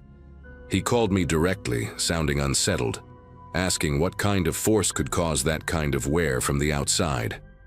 He said the grooves weren't consistent with tools, more like repeated pressure from something uneven. While he worked, Edith sat at the kitchen table, calm and polite, offering him candy she kept in her pocket. She told him not to worry, that it wouldn't try anything during the day. When he asked what she meant, she just smiled and said daylight made rules simpler. He finished faster than planned and refused to stay past dusk. That was the first time someone else reacted the way I had. The final incident happened less than a month later. The caregiver arrived one morning to find Edith locked inside her bedroom, door sealed from the outside, furniture dragged into place. Edith answered through the door, annoyed at being disturbed, explaining she'd done it herself to keep things contained. She was unharmed, lucid once the door was opened, and confused by everyone's concern. Adult services stepped in after that, and she was moved to a facility where nights were supervised and doors couldn't be locked manually. The house was sold not long after, emptied quickly, no questions asked. I never asked the new owners how the nights felt there. Some things don't need confirmation. I still think about the way she spoke, how calm she was when she said she couldn't let it roam. Dementia explains a lot, but it doesn't explain the damage or the way multiple people felt watched after dark in that house. Maybe she believed she was protecting us from something imaginary, or maybe fear gave her strength and purpose when her mind was failing. What I know is this: after she moved out, no more locks were scratched, no doors sealed themselves, and no one reported sounds in the vents. Whatever she thought she was keeping in check, it stopped the moment she left. And that's the part I don't try to rationalize anymore.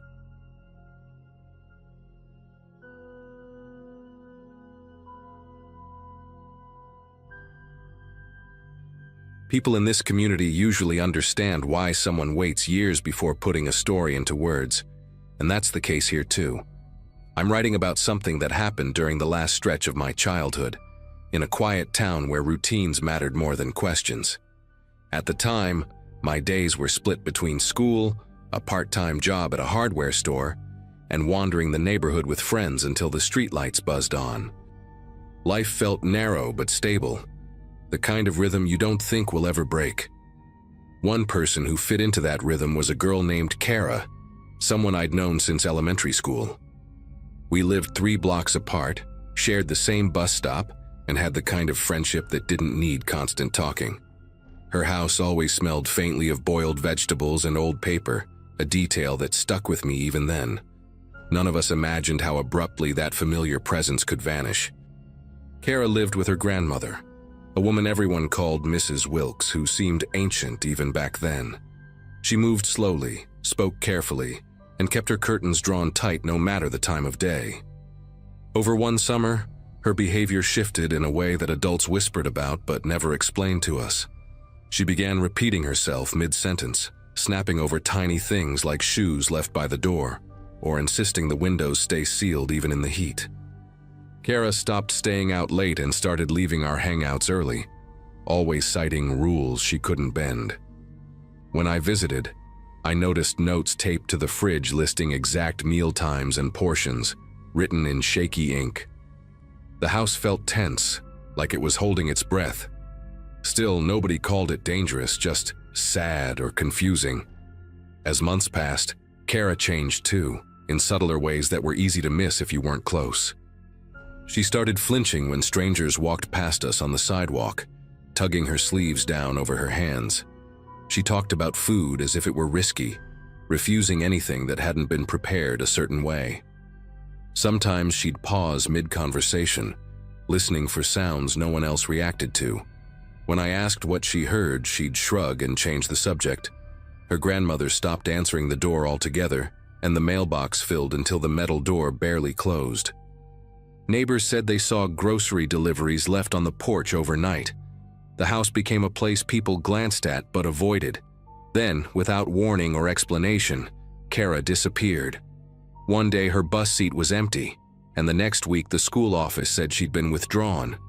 Mrs. Wilkes' house went dark. The notes vanished from the windows, and a lock appeared on the outside of the gate. Adults gave rehearsed answers about family matters and told us to stop speculating. Years later, after I'd left town and built a life elsewhere, curiosity pulled me back into the story. Public records showed both Kara and her grandmother had been living in near isolation for a long time, following rigid schedules and strict rules driven by fear. Doctors later suggested untreated psychological illness, especially in the grandmother. What still unsettles me is how closely Kara's breakdown mirrored the routines she was taught, and how little anyone intervened before it was too late. After that brief look into the records, I couldn't shake the feeling that something had been quietly buried. I started reaching out to people who'd known the family back then, framing it as nostalgia rather than concern. One former neighbor remembered the exact day things finally collapsed, describing it as unusually quiet, even for that street. According to her, Mrs. Wilkes had stopped allowing any noise in the house, including the radio or television. Kara had been pulled out of school weeks earlier and was rarely seen outside. That day, a delivery driver reportedly waited on the porch for nearly an hour, knocking softly, then louder, before leaving the bags untouched. No one saw movement behind the curtains. The silence bothered people more than shouting ever would have. I tracked down a retired social worker who had briefly reviewed the case years after the disappearance. She spoke carefully, choosing words like she was still being recorded. She explained that the grandmother had developed severe paranoia, centered around contamination and outside influence. Her routines weren't just habits but protective rituals, enforced with absolute authority. Kara's role shifted from child to participant, then to enforcer, mirroring behaviors that kept them safe. The records noted that Kara resisted at first, sneaking food or lingering at windows. Over time, those acts stopped. The social worker said this kind of psychological entanglement was rare but devastating, especially without intervention. What disturbed me most was learning how that final day unfolded. Emergency services were called by a neighbor after a smell-raised concern, something sour and unmistakably wrong. Inside, they found Mrs. Wilkes unresponsive, her body already cold. Kara was still alive, sitting at the kitchen table, following the schedule taped to the wall. She hadn't eaten since the previous evening because the next mealtime hadn't arrived yet. She didn't cry or speak when help arrived, only asked whether the house would be sealed again afterward. The responders noted her calm as unsettling, like someone waiting for permission to exist.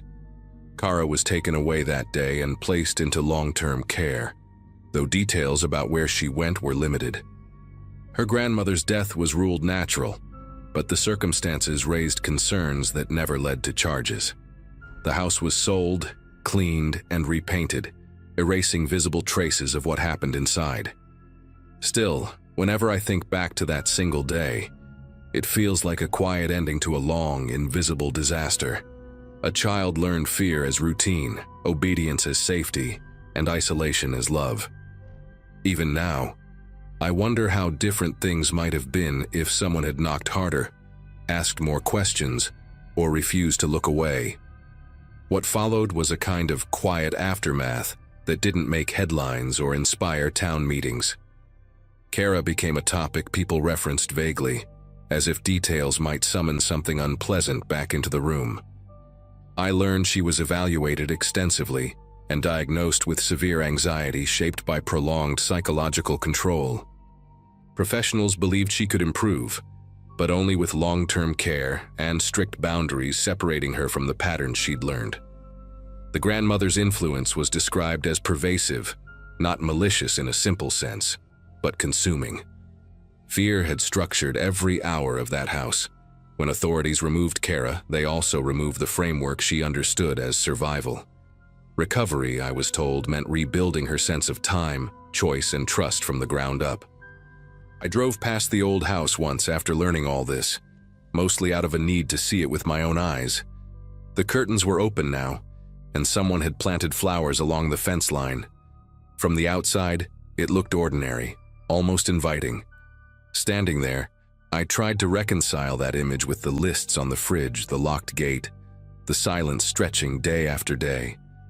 It struck me how easily suffering can blend into a neighborhood without triggering alarms. Nobody thought to question the rules inside that home, because they were labeled as personal, private, and therefore untouchable. That realization stayed with me longer than the story itself. I sometimes think about Kara sitting at that kitchen table, following instructions that no longer protected anyone. The image isn't dramatic, just deeply sad. A child trained to obey fear until it replaced instinct. Medical explanations help, but they don't erase the feeling that something human failed long before professionals were called. The systems designed to notice patterns didn't notice hers. Friends like me didn't recognize the warning signs for what they were. We accepted oddness as character, control as care, and silence as normal. Those small allowances accumulated into years of isolation.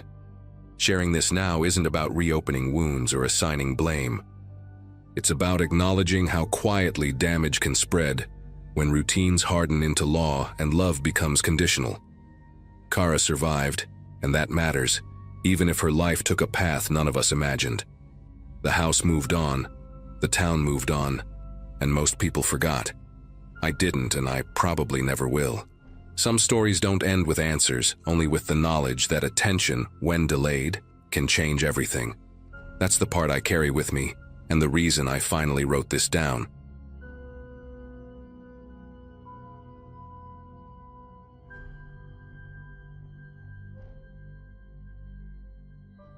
Visiting my grandparents had always meant quiet afternoons and predictable routines, but this trip felt different from the moment I passed through the stone gates of their retirement community. They had moved there less than a year earlier, drawn by glossy brochures promising longevity, comfort, and next-level wellness. The place looked more like a luxury resort than a senior complex. All glass facades, manicured hedges, and staff dressed in spotless white uniforms. Everyone I saw walking the paths looked unsettlingly healthy, with straight posture, bright eyes, and skin that didn't match their age. It was impressive at first, almost comforting, like proof that my grandparents were in good hands. Still, something about the silence bothered me, the way conversations stopped when staff passed by. My grandfather, Harold, hugged me tightly but didn't linger, glancing toward the main building as if he were being timed. My grandmother, June, smiled a lot, but it felt rehearsed, like a habit she couldn't turn off. That first evening, I chalked it up to adjusting to a new environment and told myself I was overthinking things. Staying in their guest suite came with a stack of printed rules left neatly on the table, heavier than what you'd expect for a simple visit. Visiting hours were strict, meals were mandatory at assigned times, and certain hallways were clearly marked as off-limits. One rule stood out more than the rest, stating that guests were not permitted to interfere with any medical or wellness-related activities. I asked June about it casually, trying to sound curious instead of concerned. She deflected immediately, talking instead about how good the food was and how much better she slept now. Harold barely spoke, nodding along but keeping his eyes fixed on his plate. Later that night, I noticed security cameras in the hallways, far more than seemed reasonable for a place like this. Even the elevators required keycards, and residents were escorted during certain hours. It didn't feel like protection, it felt like supervision. The next morning, I followed my grandparents to what they called a wellness session, expecting something like physical therapy or yoga. Instead, they were separated at a set of double doors labeled with a clinical code instead of a name. Guests weren't allowed inside, so I waited nearby, pretending to scroll on my phone while listening. From behind the doors came low humming sounds, mechanical and steady, mixed with voices giving calm instructions.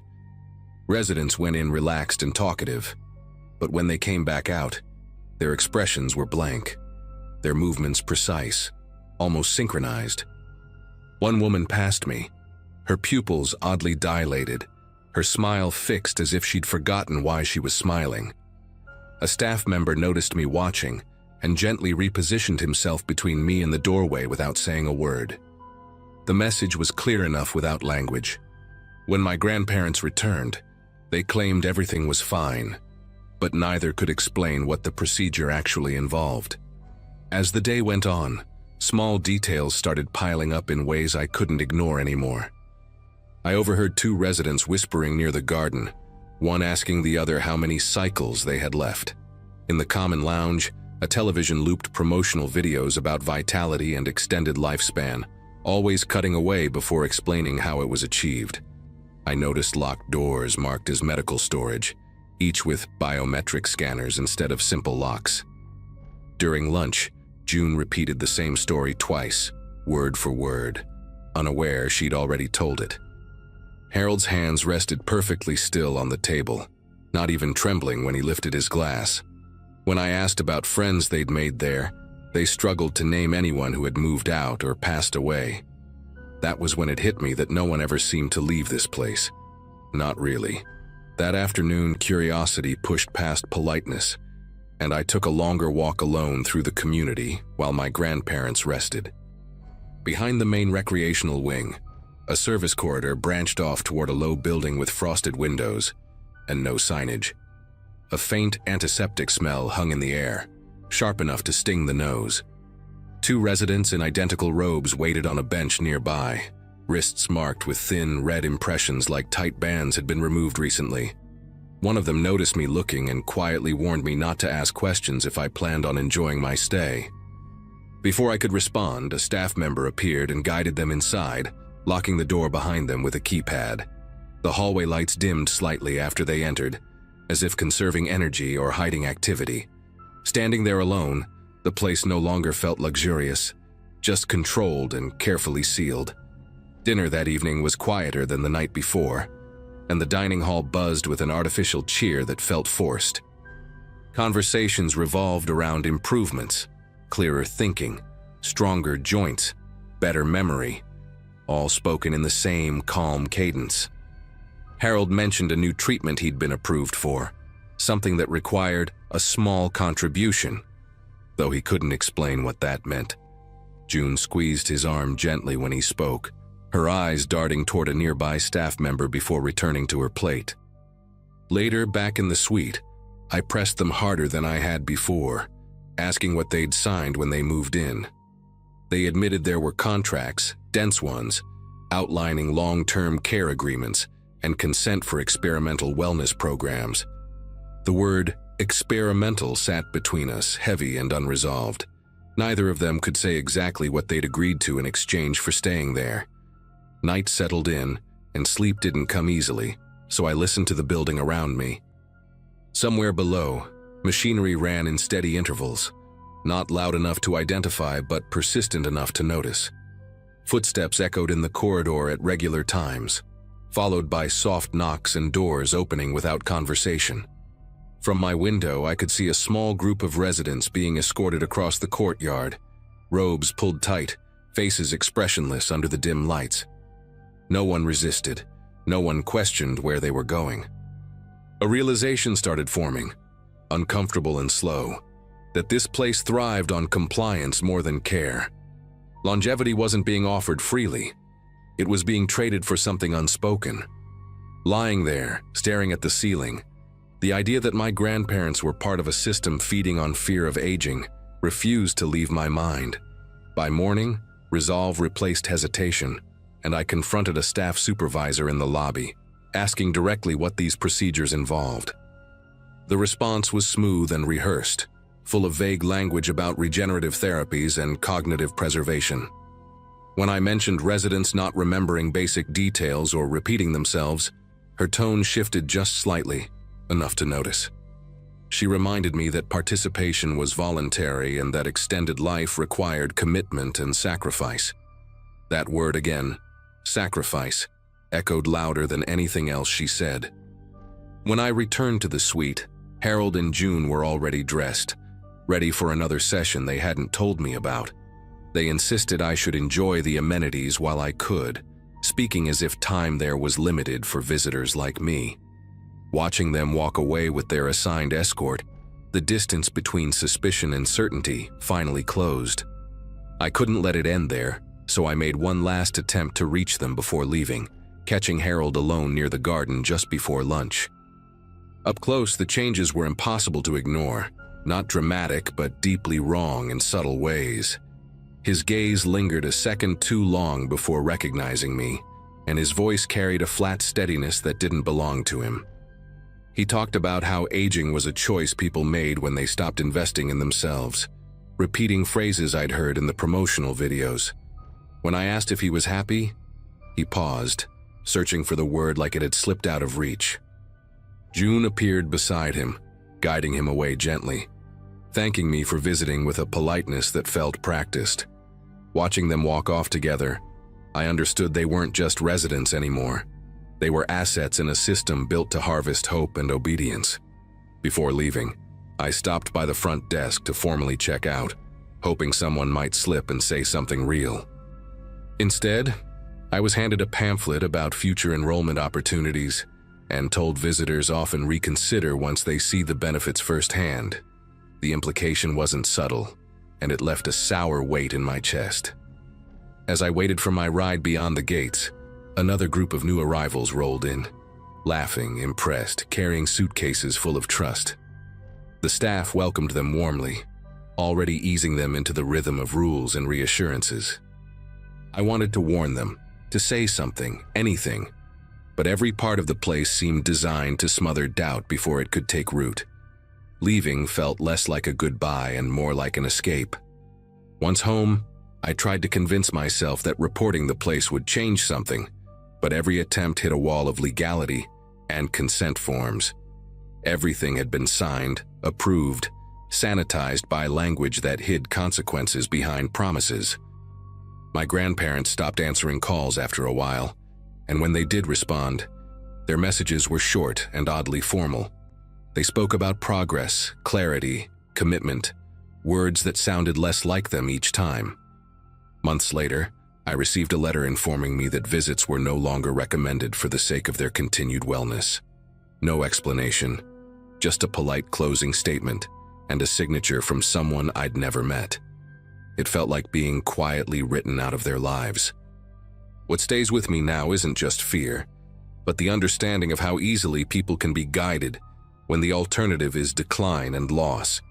That community never needed chains or threats, only the promise of more time and the subtle erosion of choice. I still think about Harold's pause when I asked if he was happy, that brief gap where the truth almost surfaced. Whatever they're doing there works, at least on the surface, and that's the most disturbing part. The residents look alive, vibrant even, but something essential has been traded away. I don't know if my grandparents are still themselves anymore, only that they chose to stay, and the system made sure that choice became permanent.